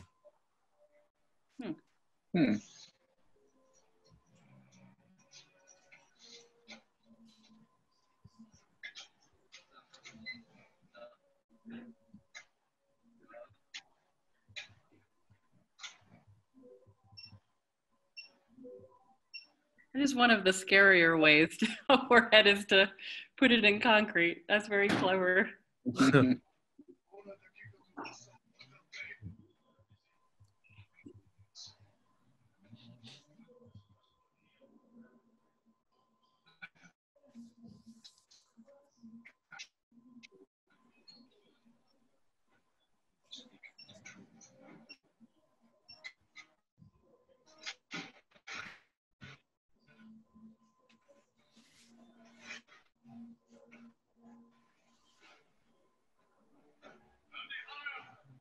It's great too in this scene of all of this.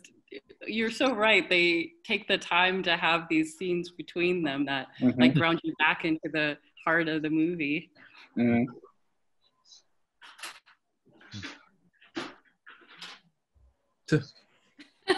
Is that from Predator? What? That it feels sliding like down the when he. It feels like I've seen him do that before. Yeah, it feels familiar. That's funny.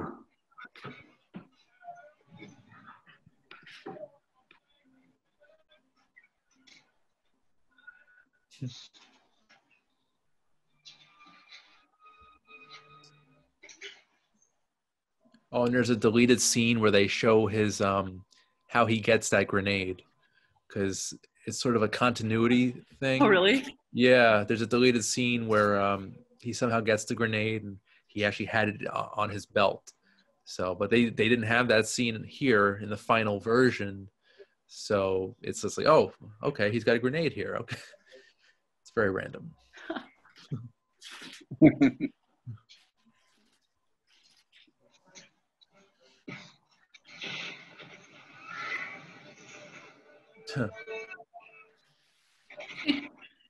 Honey, a little help. This is the best. This is my favorite scene in the whole.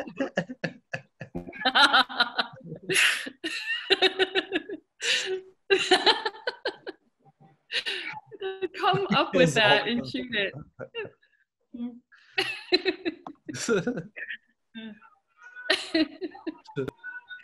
Just such good action here. She's just trying to survive her mistake.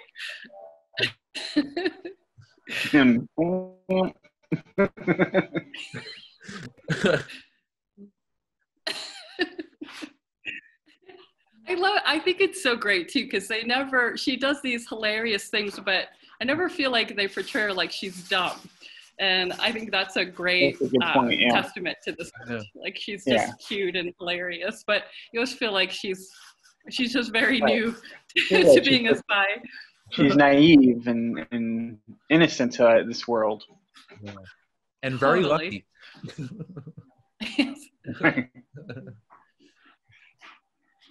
I love this. The two Uzis. Always love that. I love that. And he's like, you? He's like, yeah, I know how to do this stuff.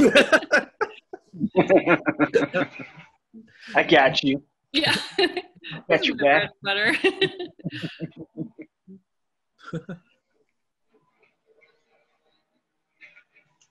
I was what is that thing? Is that like a fire hose? No, it's gasoline. It's like a gas pump attached to a truck. I don't know why it's there. Just because. Yeah. It's a highly flammable thing. Yeah.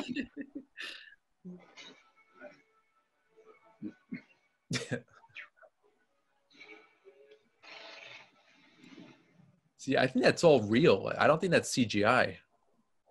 No. I think it is too.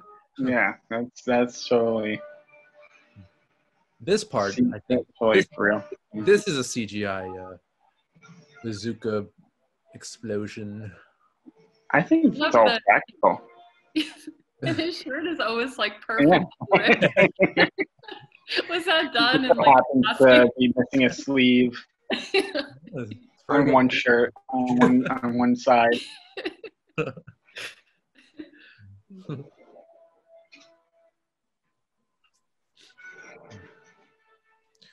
And this is the only James Cameron film to be nominated for Best Visual Effects to not win in that category. So, more trivia. Do you know what won in its place? I believe that was Forrest Gump for the Lieutenant Dan's legless scene. Really? Yeah. I think that one. Oh, wow. Best visual effects in 1994. Wow. Yeah. But Cameron's won like every other time he's been nominated in that category.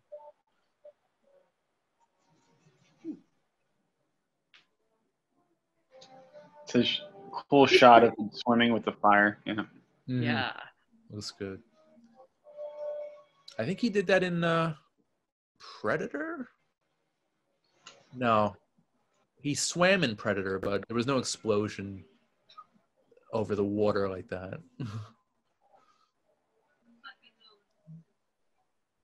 He definitely really has a deep connection with the ocean and water.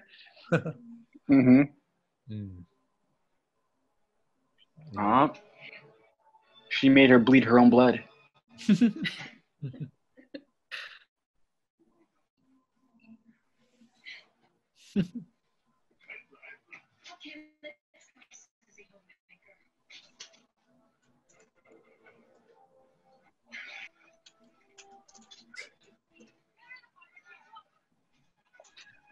This is an incredible sequence. Yeah. Mm-hmm. Definitely.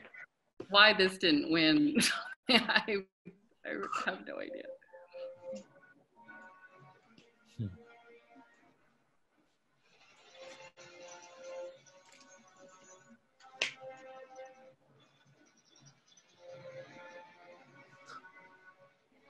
They're a little late. It's okay.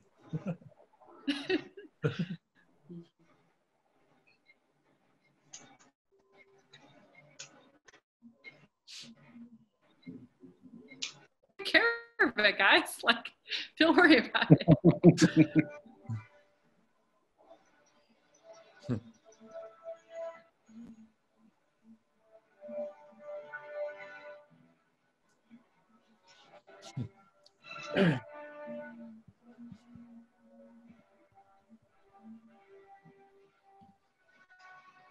So at this point, Jamie Lee's in the car, right? Yeah, she's in a limo on the bridge. Let's go.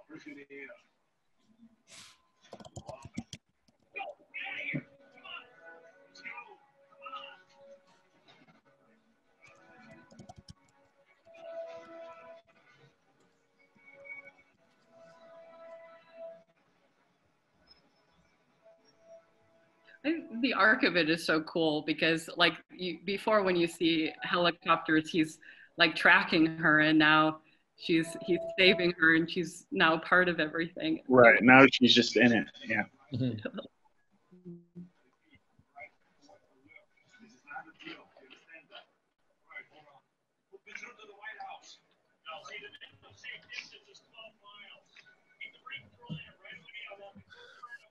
This is very 90s.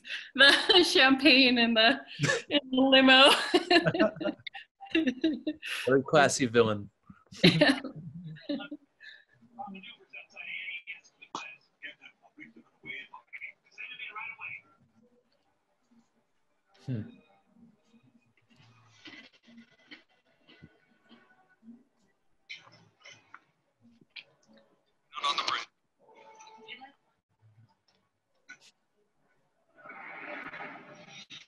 Oh, this is great.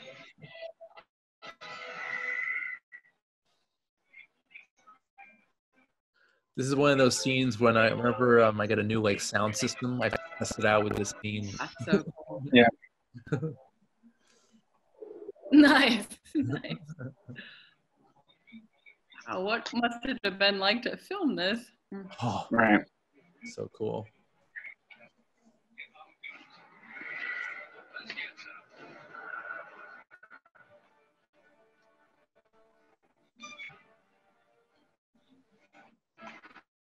I wonder how had a bridge that just stopped and they were just plummeting to I feel like a I've seen bridge. a lot.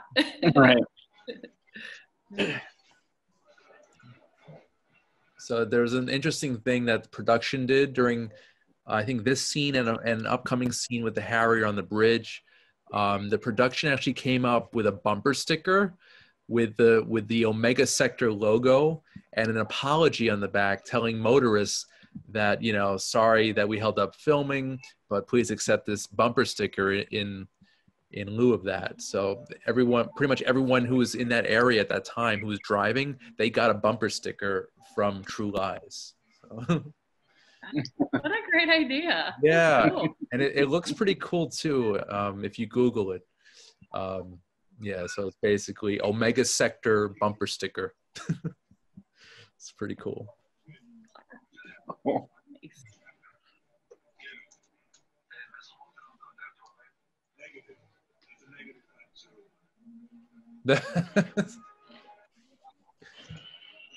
Oh my gosh, this is hilarious. Oh, this is so funny.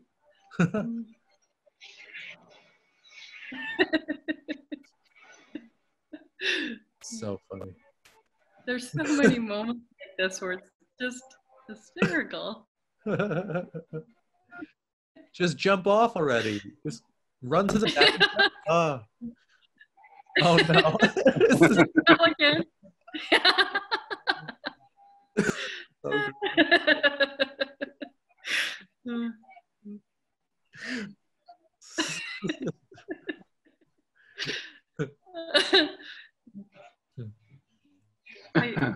I really wish he would write more comedy. Right.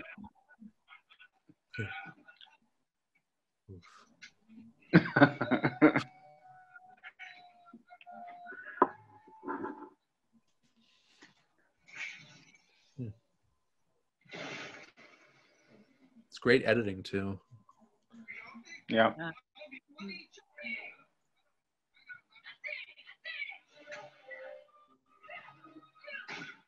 I read, I don't know if it's true or not, maybe you can confirm this, Randy, that Jamie Lee Curtis did a lot of her own scenes or stuff? Yeah, actually, I think she did her own stunt coming up with the helicopter. Like she was actually angling off the helicopter during that scene. That was really her. So yeah, she's a very physical actress. Obvious in the Halloween films. And yeah, she's very physical.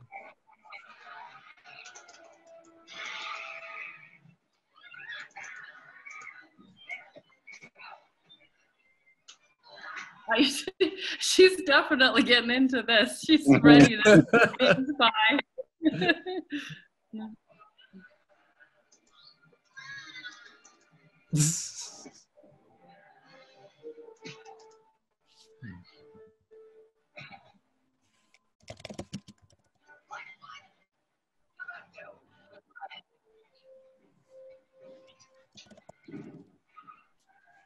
I love this scene. I get chills every time I see this. And I feel like that's really, I think, the testament to, you know, live filming, because you can just feel it when something is really happening, as opposed to, you know, they're doing it all in post. Right. Yeah. See, they just don't make action sequences like this anymore. It's sad. Yeah. You know, it's so simple, and it's so believable too. Like you're in you're in their situation right now. Like it's awesome. Totally.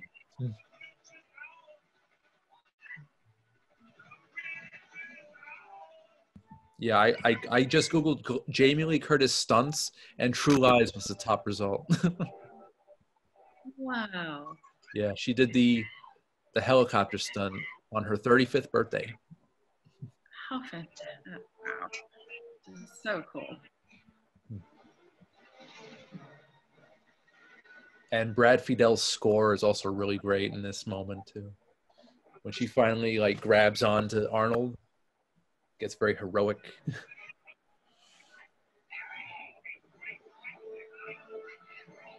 Yes, it's just breathtaking. Yeah, it's like, oh my God, is she gonna make it?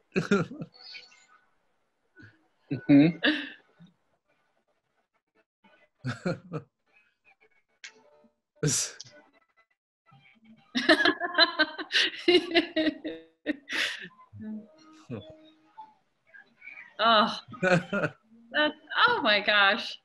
It just takes breath away. It's so cool. Oh, it's the best. It's great. Oh, it's so I wonder how many times she screamed Harry. yeah. Wow. What a day at the office.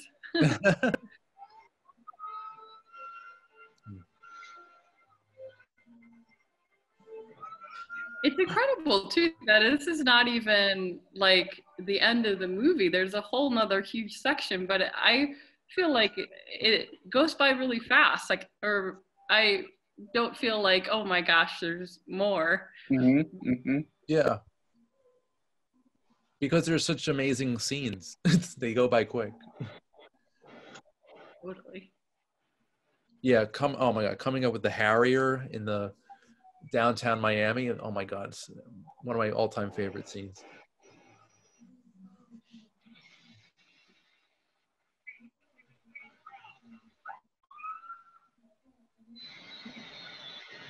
His shirt's a little more ripped now. Basically just a piece of cloth now. Yeah.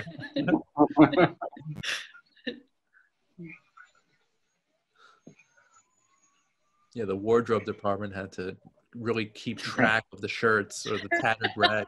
Yes.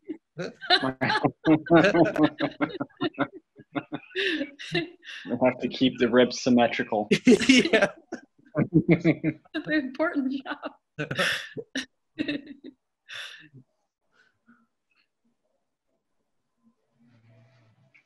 Save the world from nuclear destruction.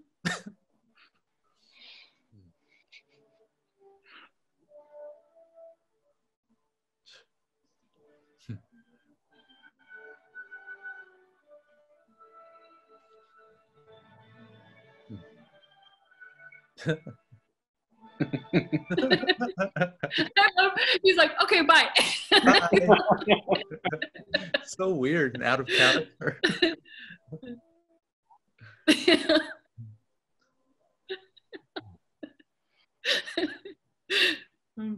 I'll miss you, honeys. Okay, bye.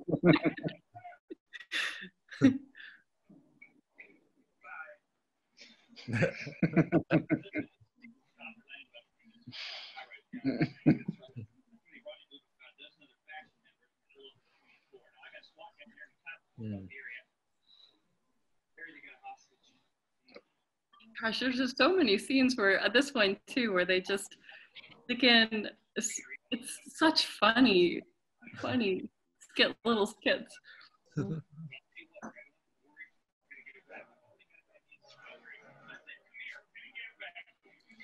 Yeah, I think Tom Arnold's the perfect sidekick for Arnold. Yeah, Tom definitely. Arnold, you know. He feels like the mere opposite of Arnold Schwarzenegger. You know, it's funny too, for the role of Gib, who Tom Arnold plays, they considered Dan Aykroyd, Bill Murray, John Goodman, Steve Guttenberg, and get this, Joe Pesci for the role. Joe Pesci would have been so weird. Yeah, I'm glad they didn't do that. Yeah, We Tom were Arnold. probably thinking of him like doing Lethal Weapon and that connection. Right. About the same time.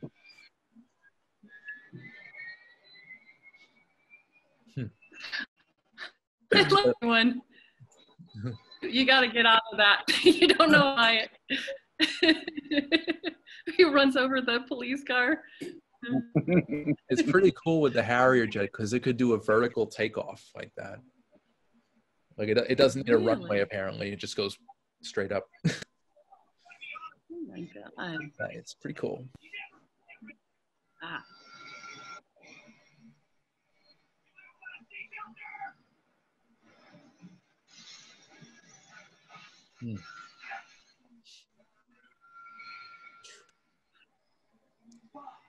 Wow.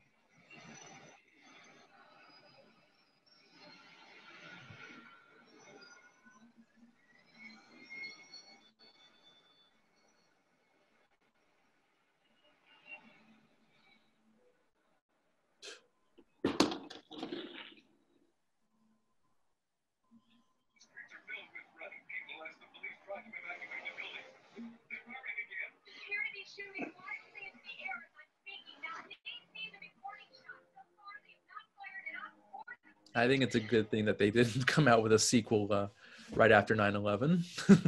Yeah. Very good call on his part. Yeah.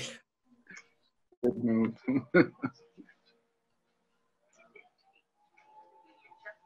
I mean, if they could still do it now, but just no terrorism. I think they should just do something else, something less controversial. Yeah.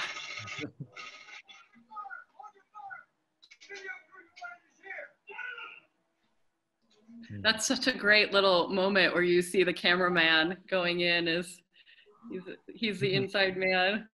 Right.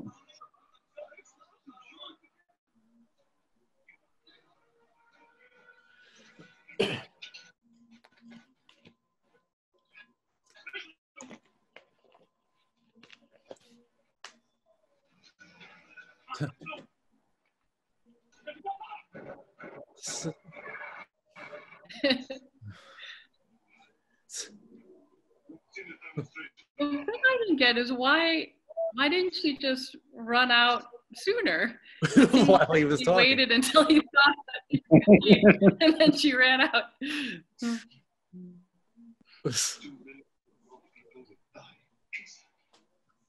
Oh, this is great. They're pretty impressive. Their kid, even if she got kidnapped, she still was thinking of saving the world.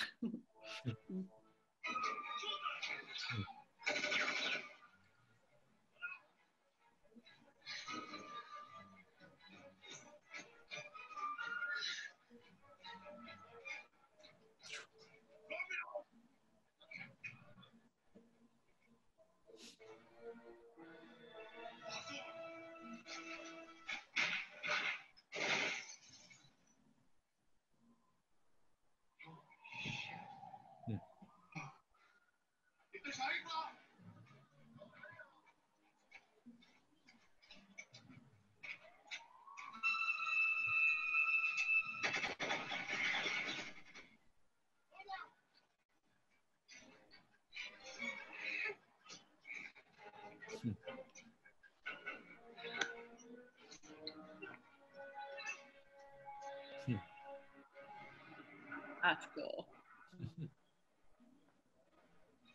how do you think they filmed that? that couldn't have been. No, that wasn't. I don't think that was real. A green screen on the bottom of that.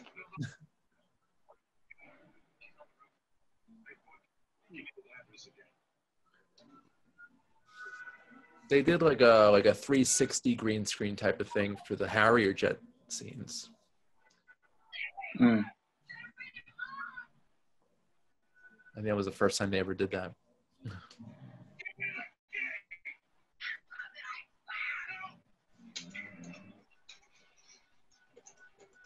This movie definitely also like does give a lot to the female characters. Like the daughter is, you know, very brave and smart and heroic and really great. Yeah, we don't get that till now.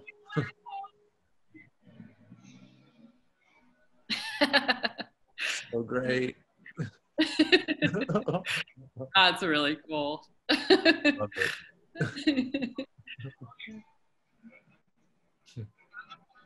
That's very cool.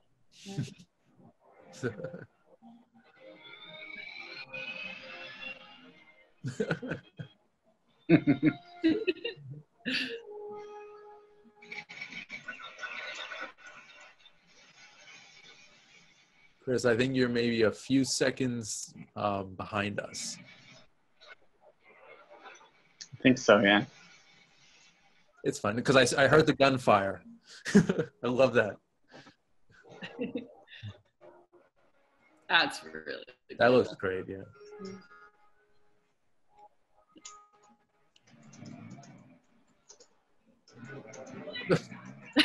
She's like, I really don't know anything about my life.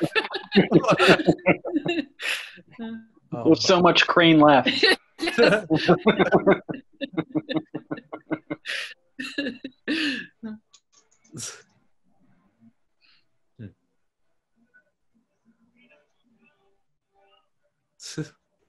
I do love it. I do feel like it's also a very 90s thing where everybody is, all the bullets always miss the good guys and they always hit the bad guys the first shot. It's so great. One-man army. Better than Arnold, right?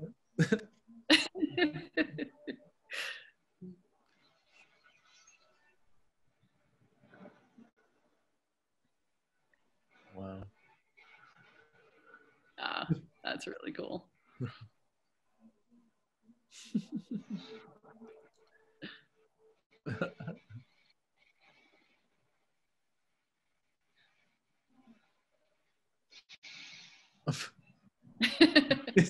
Jumps onto it. Oh. So crazy.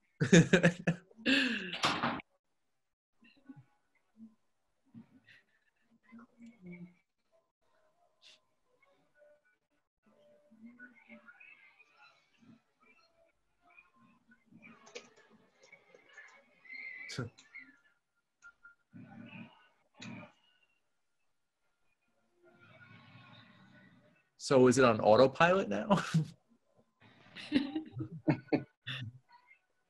But it's still moving like.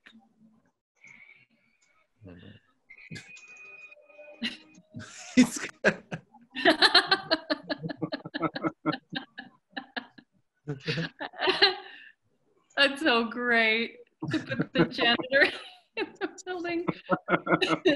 Fire with the clean.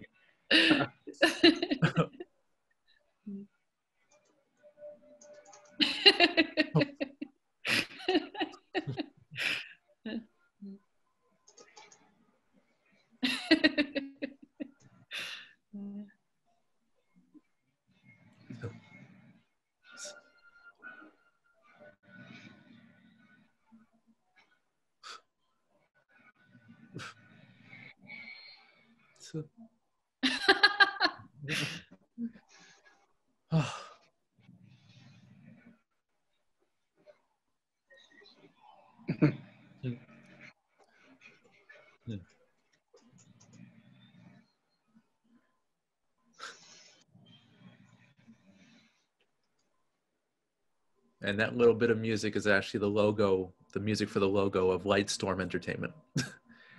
They just used it from this scene. Favorite all-time villain death?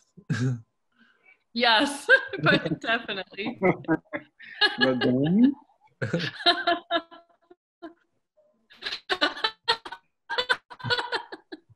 Oh. So great. Oh.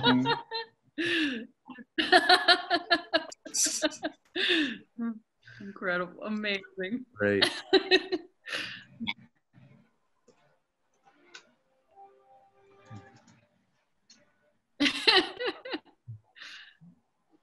It really is a genius screenplay.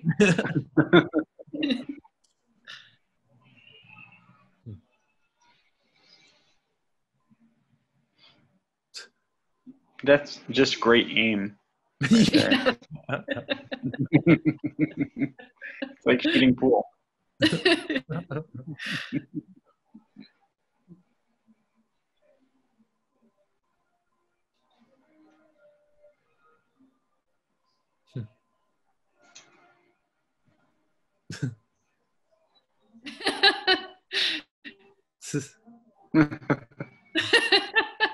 Like, okay, Dad.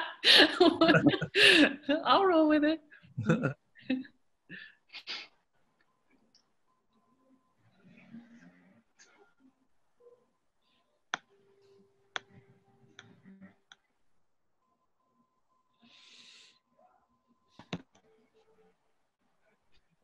Now they're a normal family.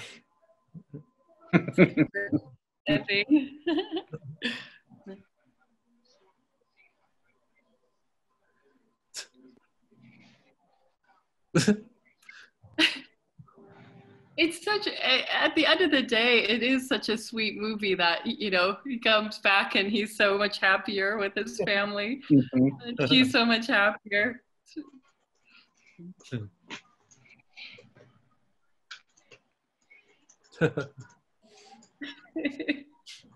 I also love too that, like, is it 3 months later that now she's a spy, like a year later, she's now a spy at the level that her husband is. Yeah, well, just they seem very sloppy over there. Yeah, because he was with the company like 18 years, 17 years. And he went through extensive, he went through training and, you know, but it just took a year for her to become a master spy. Okay. Just roll with it. Just roll with it. Basically. That was the alternate title. Just roll with it. Yeah, that was the real title.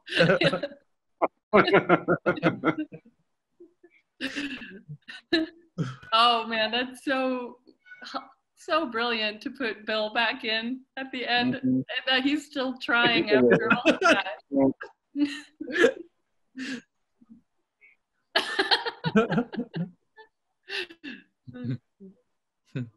It's so great too that she comes back to him and she's a real spy now. Yeah.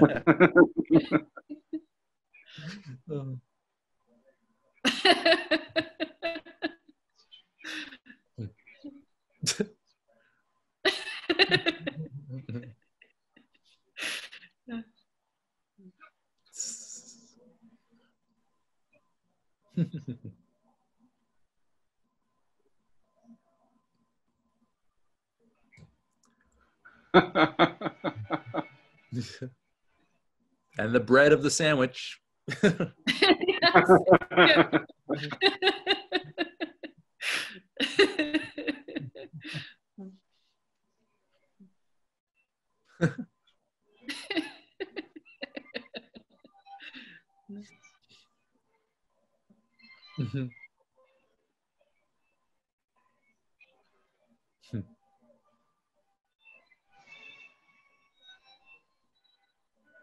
Not drawing any attention to themselves at all. No, not at all.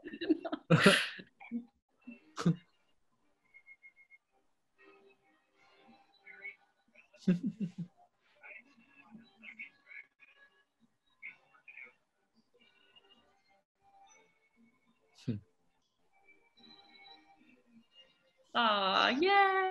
Yay. So good. It gets better every time. I really think It so. does. It does. It does. It does.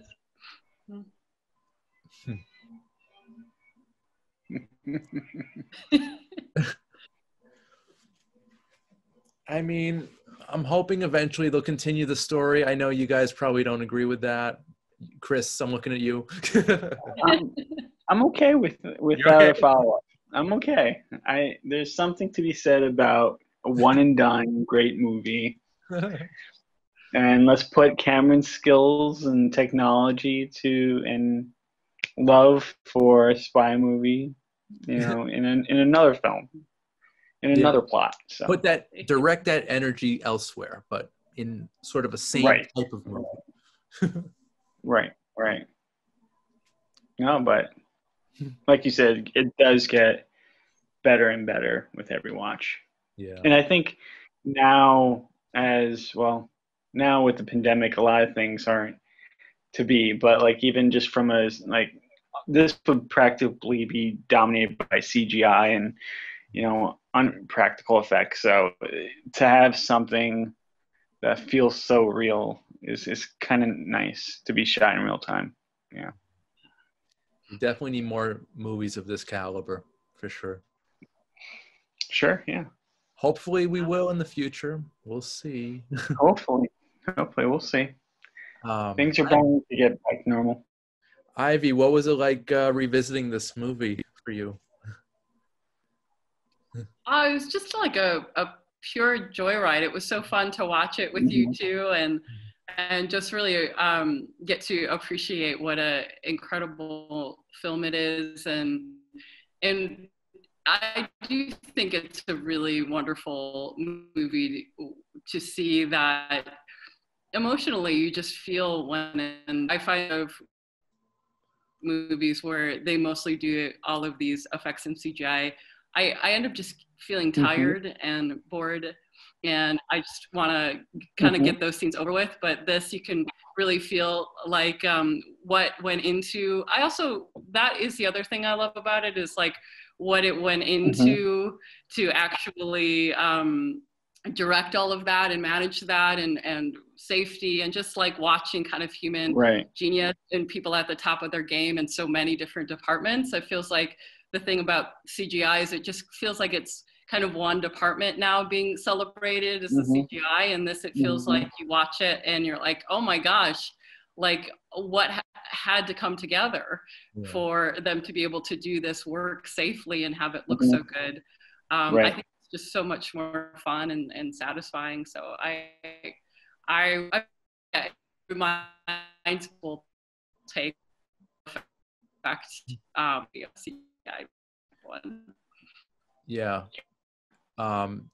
Just the amount of hard work, the amount of effort, and the true nature of teamwork. That's what we really see here in this movie.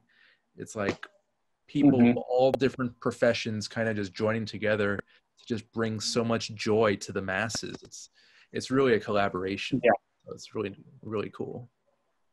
I totally agree, because I feel like it's made to be entertaining. It's like it really feels like one of those movies where it really has the audience in mind of taking them on an experience and on an adventure, where they really are at the edge of their feet. Like they walk out just feeling entertained, and not like gotta take a nap.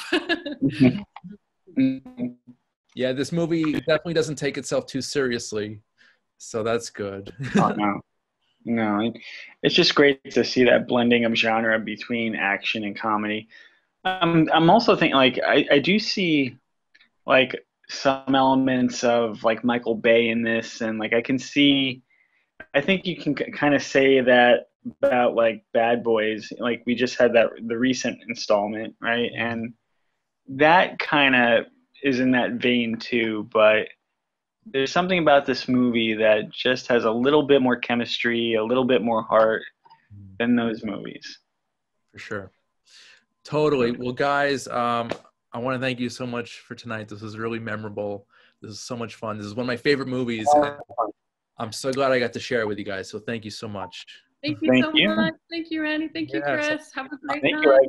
Nice Ivy meeting you. Lofberg, Chris Clemente. Thanks, guys. I'm Randy Unger, and this has been Unger the Radar presents movie commentaries, and we'll be back with you with some more movie commentaries soon. Thanks so much for watching.